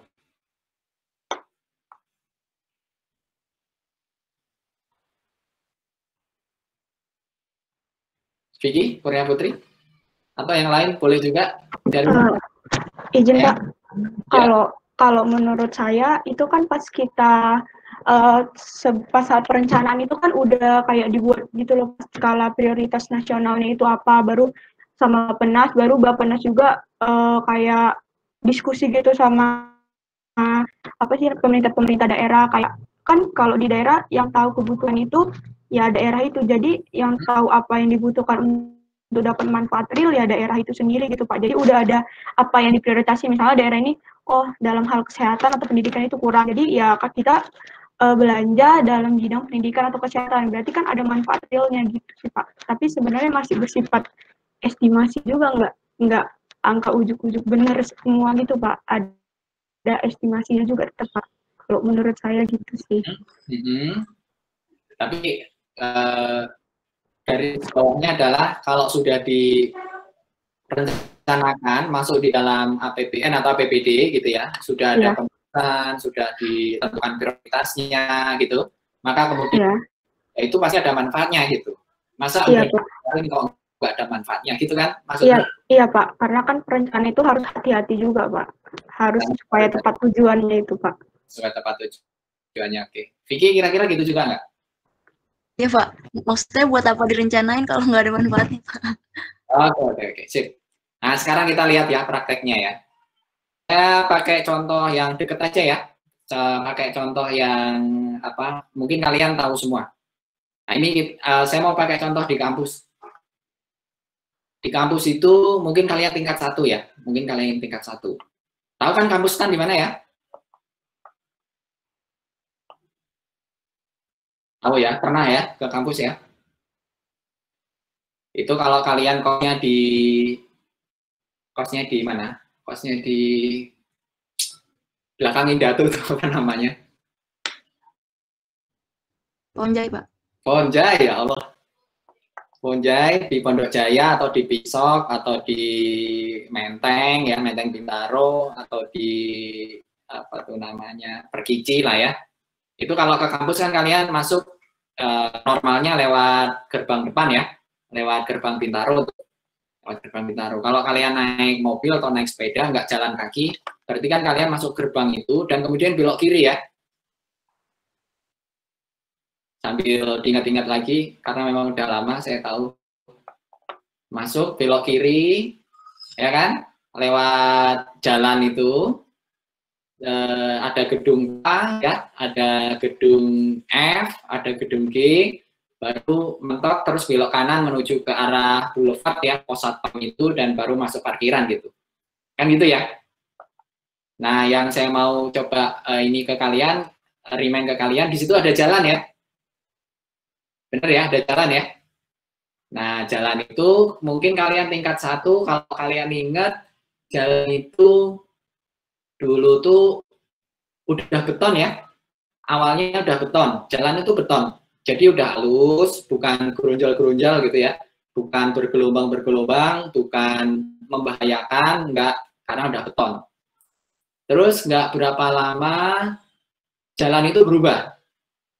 Yang awalnya jalan itu beton, tapi kemudian diapain? Masih ada yang ingat nggak?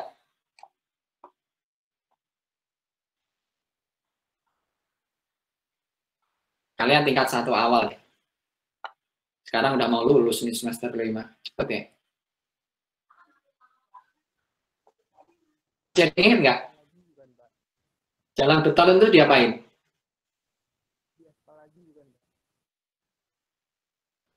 Hah? Siapa yang ngomong? Nggak ada yang ingat ya? Atau kalian belum masuk ya? Kalian masih maba Tama dan Cami? Jalan itu ya, dulu beton. Terus kemudian habis itu di aspal. Ada bedanya nggak jalan di beton dan di aspal? Jalan yang sudah di beton terus kemudian atasnya di aspal. Ada bedanya nggak?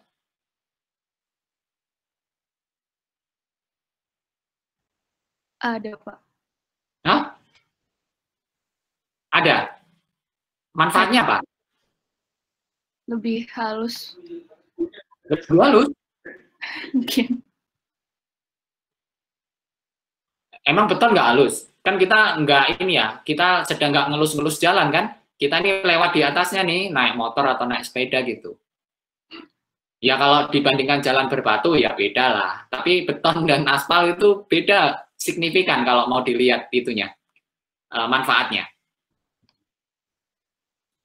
Harusnya enggak lah ya, harusnya enggak. Tapi itu dilaksanakan tuh.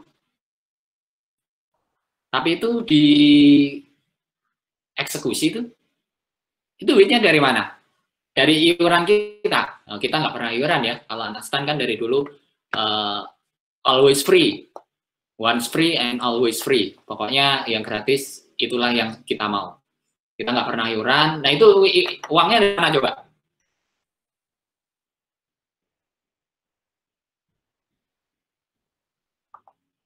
Dari anggaran. Hah? Dari anggaran Kemenkyu kayaknya, Pak. Iya, dari anggaran. Ya, ini hanya satu fenomena, dan fenomena ini hampir terjadi di semua institusi, baik pemerintah pusat maupun pemerintah daerah. Nah, kalau kita lihat dari snapshot itu tadi ya, emang ada itu manfaatnya? Belanja begitu.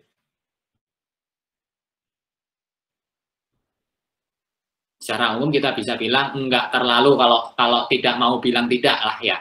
Kita bisa bilang enggak ada manfaatnya, atau sedikit lah manfaatnya gitu. Nah, tapi itu real tuh. Tapi itu ada tuh, dan itu tuh hanya satu dari mungkin puluhan juta transaksi atau puluhan juta event penggunaan dana publik itu. Yang lain masih banyak lagi. Kalau kalian tertarik nanti deh kalau udah kerja bisa ngelihat sendiri gimana gitu. Nah, dalam konteks itu artinya kita balik lagi ke Kurnia dan Vicky tadi. Katanya enggak, kalau semua program itu begitu masuk APBN ya pasti ada manfaatnya. Secara teori benar, tapi secara praktek belum tentu. Ya, secara teori benar tuh. Begitu ada di pembahasan program segala macam kan pasti ditanya ya ini buat apa, tujuannya apa, manfaatnya untuk siapa, dan segala macam ya, ada turunan-turunan yang perlu diisi di dalam RAP gitu ya. Kalau kita ajuin proposal itu kan ada RAP. Itu ada semua secara teori gitu. Tapi secara praktek ya itu tadi kita bisa lihat. Kayak yang program tadi itu apa manfaatnya yang real? Minim sedikit, dan itu tuh banyak sekali. Artinya apa? Artinya ketika kita melihat hal yang seperti ini ya, ketika kita melihat bahwa belanja kok lebih kecil daripada belanja realisasi kok lebih kecil daripada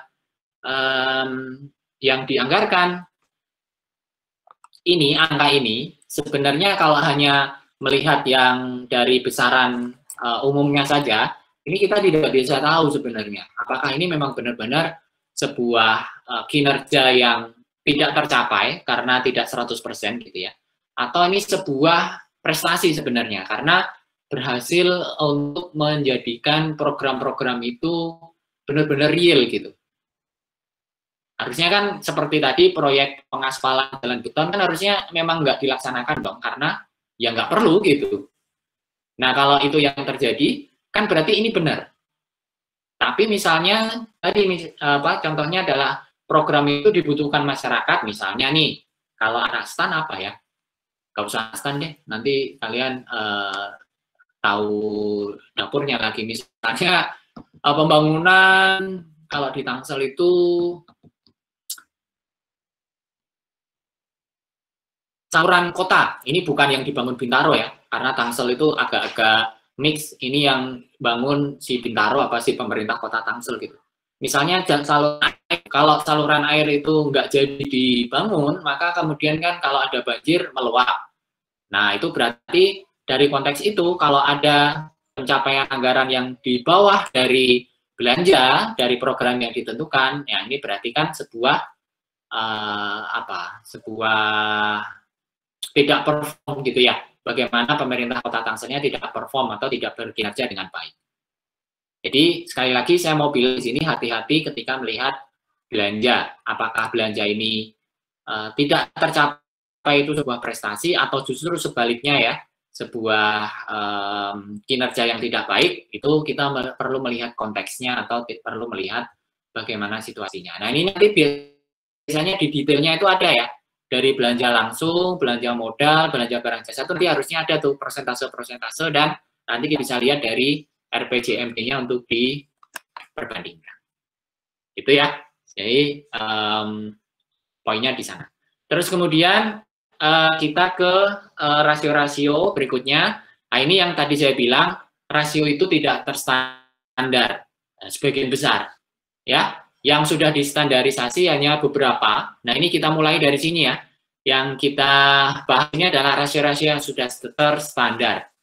Rasio standar ini apa maknanya atau apa artinya? Rasio standar ini yang ada aturannya di Peraturan Menteri Keuangan ya, ada di PMK, di mana Peraturan Menteri Keuangan itu mengatur bagaimana sebuah pemerintah daerah itu bisa mengukur kinerja keuangannya gitu. Nah itu data rincinya ada di modul itu, kalau kalian baca nanti ketemukan PMK yang mengatur tentang rasio-rasio yang standarisasi ini. Yang pertama adalah rasio kemandirian. Rasio kemandirian itu mengukur kemampuan pemerintah daerah untuk mendanai aktivitasnya. Ya, jadi ininya formulanya adalah realisasi PAD dibanding dengan atau dibagi dengan total pendapatan daerah. Nah, itu kemudian ada artinya tuh, kalau 0 sampai 25% ya, artinya apa tuh namanya, PAD-nya misalnya 25, tapi total pendapatan daerahnya itu 100, berarti kan 25% ya, itu artinya instruktif. Dari instruktif, dari namanya kita tahu bahwa berarti pemerintah pusat itu memberikan instruksi, mengendalikan pemerintah daerah, karena 75% APBD-nya itu disupport oleh pemerintah pusat, gitu ya. Nah ini banyak nih, instruktif nih banyak. Terus kemudian yang berikutnya lebih besar dari 25 sampai 50%, itu konsultatif. Nah, ini sebagian besar ada di sini nih, pemerintah kabupaten kota di Indonesia. Jadi ketika pendapatannya itu PAD-nya itu ketika pendapatannya itu 100, itu 50%-nya itu diperoleh dari PAD-nya sendiri. 50% sisanya itu diperoleh dari pemerintah pusat. Artinya di sana ada proses konsultasi, ada proses diskusi gitu ya antara pemerintah pusat dan pemerintah daerah. Imbang lah istilahnya gitu. Yang berapa yang diperoleh dari asli daerah, berapa yang diperoleh dari pusat. Nah, kalau sudah lebih dari 50 sampai 75 itu partisipatif. Partisipatif ini artinya dari kacamata pemerintah pusat, pemerintah daerah itu sudah mandiri. Pemerintah pusat hanya berpartisipasi saja. Ya, karena hanya memberikan dana perimbangan yang relatif lebih kecil ya dibandingkan dengan instruktif dan konsultatif. Yang besarnya ya 49% sampai 49% sampai 25% gitu. Nah, itu partisipatif gitu. Nah, kalau sudah lebih dari 75 ya, 76 sampai 100% pendapatan itu berasal dari PAD, maka itu disebut delegatif. Ya inilah sebenarnya cita-cita dari desentralisasi fiskal. Ya, bahwa PAD itu bisa diperoleh oleh daerah sendiri, digunakan untuk membiayai pembangunan daerahnya sendiri. Ya, itu disebut dengan delegatif. Ini yang kemandirian ya. Terus berikutnya, kebalikan dari rasio kemandirian, ada rasio ketergantungan. Nah, ini ketergantungan. Rumusnya adalah, formulanya adalah realisasi dana perimbangan atau transfer ke daerah dibagi total pendapatan daerah, ya, kebalikannya. Nah, ini angka dari Tangsel ya, angka dari Tangsel. Ya, kira-kira mengartikannya ya kebalikannya dari ini tadi ya, rasio kemandirian ya. Kalau ternyata masih besar atau masih bergantung kepada pemerintah pusat, misalnya pendapatan daerahnya 100, tetapi 75-nya diperoleh dari dana perimbangan. Nah, itu artinya masih tinggi ya, masih tinggi. Ini kita bisa ambil dari ini instruktif tadi itu, bahwa masih ada instruksi yang cukup kuat, masih dominan pemerintah pusat mengatur pemerintah daerah. Jadi kemandirian ketergantungan ini berkebalikan. Gitu. Berikutnya rasio efektivitas. Ya, rasio efektivitas ini realisasi PAD dibandingkan dengan targetnya untuk mengukur seberapa efektif perencanaan dan seberapa bisa merealisasikan perencanaan PAD. Ini kalau Kota Tangsel tadi ya angkanya 112,5%, dianggarkan 1,1 triliun yang tercapai terrealisasi 1,3, jadi 12,5% lebih banyak gitu. Nah ini apa namanya ya, narasinya adalah kalau kurang dari 100% itu tidak efektif, kalau sama dengan 100%, barangkali ini jarang juga ya, persis sama, itu efektif berimbang, dan kalau lebih dari 100% dia efektif. Artinya PAD-nya itu tercapai lebih besar daripada anggarannya. Gitu. Terus berikutnya, rasio efisiensi. Kalau rasio efisiensi ini mengukur berapa PAD yang diperoleh oleh daerah dibandingkan dengan biaya perolehan atau pemungutan PAD-nya. Nah, ini juga penting untuk mengukur bagaimana efisiensi pemerintah dalam mengkolek ya, dalam mengkolek apa sih? Dalam memperoleh pendapatan asli daerah. Misalnya nih, pendapatan asli daerah itu kan ada pajak iklan gitu ya, pajak iklan daerah. Pajak iklan daerah itu kan ada biaya yang dikeluarkan oleh pemerintah daerah untuk bisa memungut atau bisa mengambil pajak daerah tadi.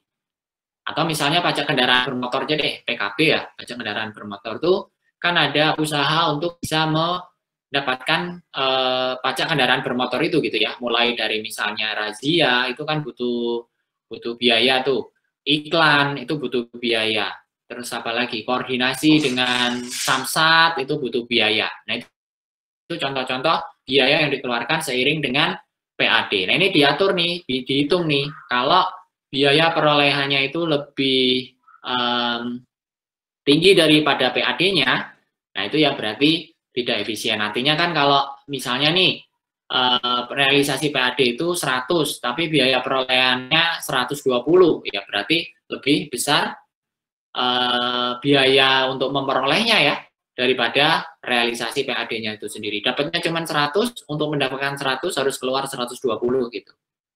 Nah itu yang disebut dengan tidak efisien karena rasio efisiensinya lebih dari 100%.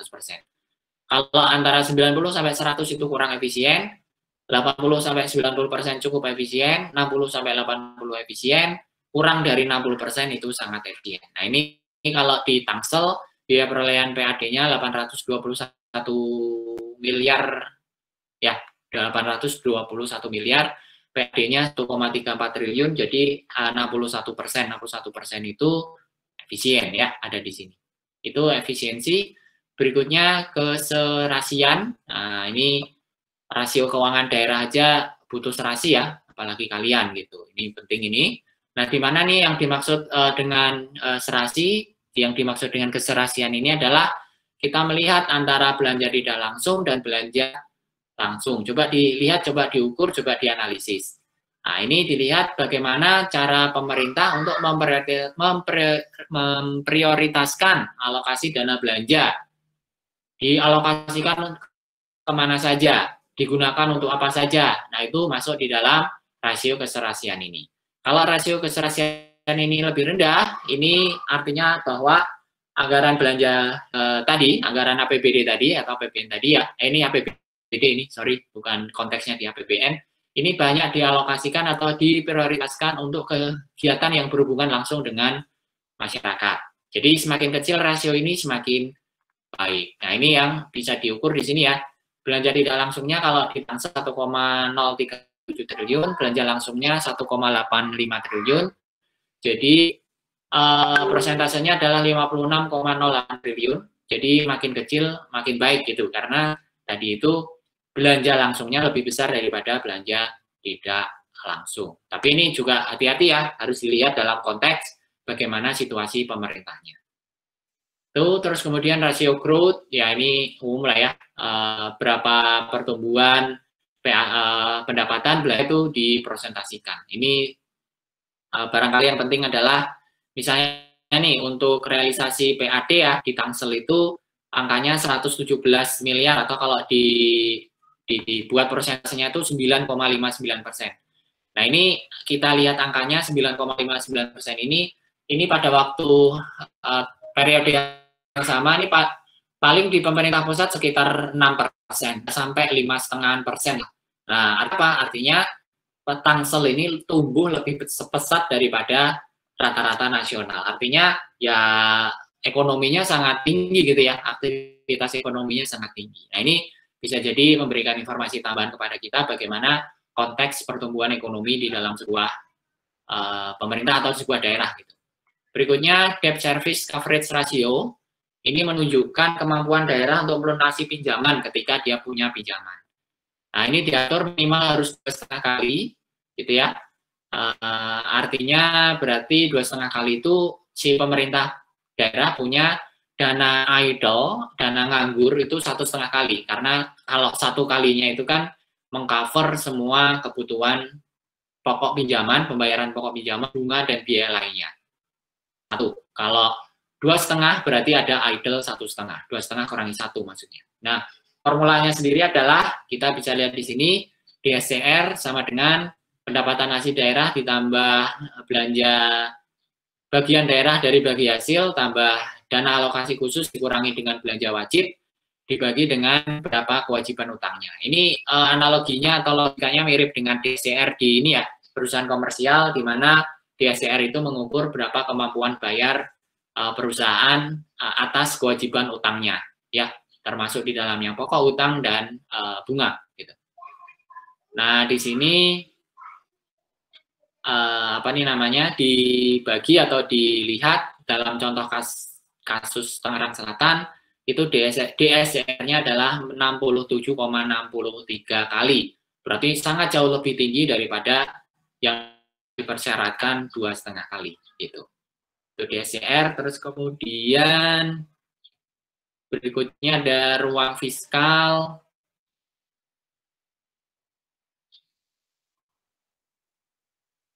Nah, ruang fiskal ini untuk mengetahui berapa kira-kira idle cash ya yang dipunyai oleh daerah yang diperhitungkan setelah melihat atau setelah menjumlahkan, memperhitungkan belanja-belanja yang sifatnya itu earmark atau belanja itu mengikat. Nah, ini hati-hati di sini.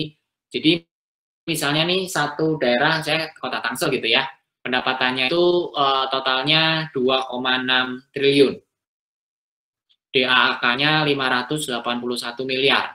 Nah, terus kemudian mau dicari ruang fiskal yang tersedia. Maksudnya ruang fiskal yang tersedia itu tadi, idle cash yang kira-kira dipunyai oleh pemerintah daerah setelah mengurangan pendapatan yang sudah ditentukan penggunaannya, yang sudah dialokasikan penggunaannya. Misalnya untuk belanja pembayaran bunga itu kan sudah dialokasikan ya, harus dikeluarkan maksudnya. Kalau nggak membayar bunga pinjaman kan berarti default. Atau juga kemudian belanja yang mengikat. Belanja yang mengikat itu berarti yang sudah ditentukan sebelumnya atau yang sudah ada alokasinya. Misalnya belanja pegawai dan belanja bunga itu tadi ya. Nah, kalau masih ada sisa, nah itulah yang disebut dengan ruang fiskal. Makin gede ruang fiskalnya, makin besar ruang fiskalnya, maka situasi atau kondisi keuangan ya, financial condition-nya itu makin bagus karena masih punya uang yang bisa digunakan untuk hal yang lainnya lagi. Gitu. Itu ruang fiskal. Nah, terus kemudian ada ini rasio-rasio lainnya ya. Ada tax ratio. Tax ratio itu pajak daerah dibagi pendapatan daerah. Ini menunjukkan seberapa besar kontribusi pajak daerah dibandingkan dengan total pendapatan daerah yang lain. Nah, ini makin besar atau makin tinggi tax ratio, maka makin tinggi pula kinerja dari pajak daerah tadi atau PAD. Terus yang lagi adalah tax per kapita. Ini mengukur pajak daerah dibagi dengan jumlah penduduk di daerah itu untuk mengetahui berapa kira-kira proporsi sumbangan pajak daerah dari penduduk gitu. Nah, ini kalau di Tangerang Selatan, angka di 2012, tax per kapitanya itu 698.000, 700.000 hampir ya. Jadi setiap penduduk kota Tangerang Selatan itu membayar pajak Rp700.000 ke pemerintah kotanya. Tinggi banget ini, sangat tinggi. Terus rasio silpa untuk mengukur berapa sisa lebih anggaran dibagi dengan total belanjanya. Nah, dari sini angkanya kita bisa hitung di kota Tangsel itu sekitar 18% ya. Sekitar 18% anggarannya itu bentuknya silpa. Karena itu tadi ada anggaran yang berlebih gitu. Nah, berlebihnya ini baik atau buruk, ingat kita harus lihat detailnya seperti apa. Surplus atau defisit, nah ini surplus atau defisitnya tinggal di itu ya. Terus primary balance, ini umumnya tidak muncul di APBD, tapi munculnya di APBN, yang di sini menandakan berapa besar atau berapa banyak pendapatan yang masih tersisa setelah dikurangkan dengan belanja daerah dan belanja bunga. Artinya kalau keseimbangan primer ini negatif, maka bisa diartikan bahwa hutang yang dilakukan pemerintah itu dilakukan atau dikeluarkan untuk membayar hutang yang outstanding atau hutang yang lama gitu. Nah, itu bisa dilihat dari primary balance ini. Tapi kalau positif, nah itu berarti pendapatan daerahnya lebih besar daripada belanja, termasuk di dalamnya adalah belanja bunga. Jadi ada surplusnya yang muncul. Itu ya. Terus kemudian ini rasio antar belanja, ya ini sebenarnya rangkaian atau detail dari yang sebelumnya. Nah, barangkali itu secara umum untuk melihat bagaimana atau menganalisis laporan keuangan pemerintah daerah. Mau ada yang didiskusiin atau ditanyain?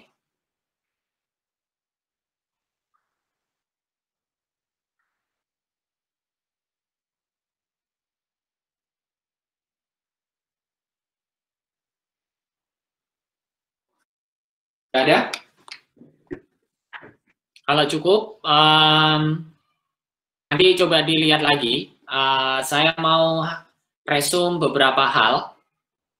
Satu, untuk masalah formula dan rumus, saya kira tidak perlu dihafalkan ya. Pertama, toh karena juga kalau ujian juga open book gitu, bisa dilihat. Dan memang intinya bukan menghafalkan formula atau rumus, tetapi yang penting di luar konteks itu adalah kita bisa mempergunakan formula ini atau rumus-rumus rasio-rasio ini sesuai dengan kebutuhan yang kita mau gitu. Dan dalam rangka itu tadi, dalam rangka menggunakan atau mencari formula yang sesuai dengan tujuan tadi, itu kita perlu melihat dalam kacamata yang lebih luas, jangan sempit. Seperti contohnya tadi ya, kita sudah diskusikan tadi, apakah ini sesuatu yang benar sesuai peraturan, apakah ini sesuatu yang memang dibutuhkan secara real, kadang-kadang itu ada paradoksnya, ada bedanya gitu. Nah, kita ada dalam posisi di mana kita tidak sedang mencari kebenaran yang absolut gitu ya, atau juga tidak sedang dalam posisi untuk mencari kesalahan yang mutlak, karena kalau kesalahan ya pasti ada gitu, kalau kebenaran ya itu pasti nggak ada, karena kebenaran itu akan relatif terus gitu, sampai dicari sampai benar yang sebenar-benarnya itu sebuah proses. Nah, artinya di situ kita akan mendapatkan atau menganalisis sesuatu yang ini proporsionalnya seperti apa. Proporsional itu artinya yang dibutuhkan untuk menjawab kebutuhan yang muncul seperti apa, solusinya bagaimana. Nah, itu yang penting. Makanya kemudian di dalam melakukan analisis poinnya di sana. Tidak kemudian semua itu harus disahkan karena pasti ada salahnya, tidak juga semua dibenarkan karena ya tidak ada kebenaran yang benar-benar benar gitu. Kita mencari di antaranya yang harusnya berarti untuk sekarang ini solusinya adalah seperti apa gitu. Nah, itu yang kemudian kita cari formula-formulanya dengan cara menggunakan formula-formula yang tadi ada di sheet Excel tadi. Mungkin demikian. Kalau nggak ada pertanyaan, kita cukupkan dulu ya. Atau nanti kalau muncul pertanyaan bisa biasalah seperti di post di WA Group untuk kita diskusikan bersama. Sekali lagi saya lempar dulu, mau ada diskusi atau pertanyaan?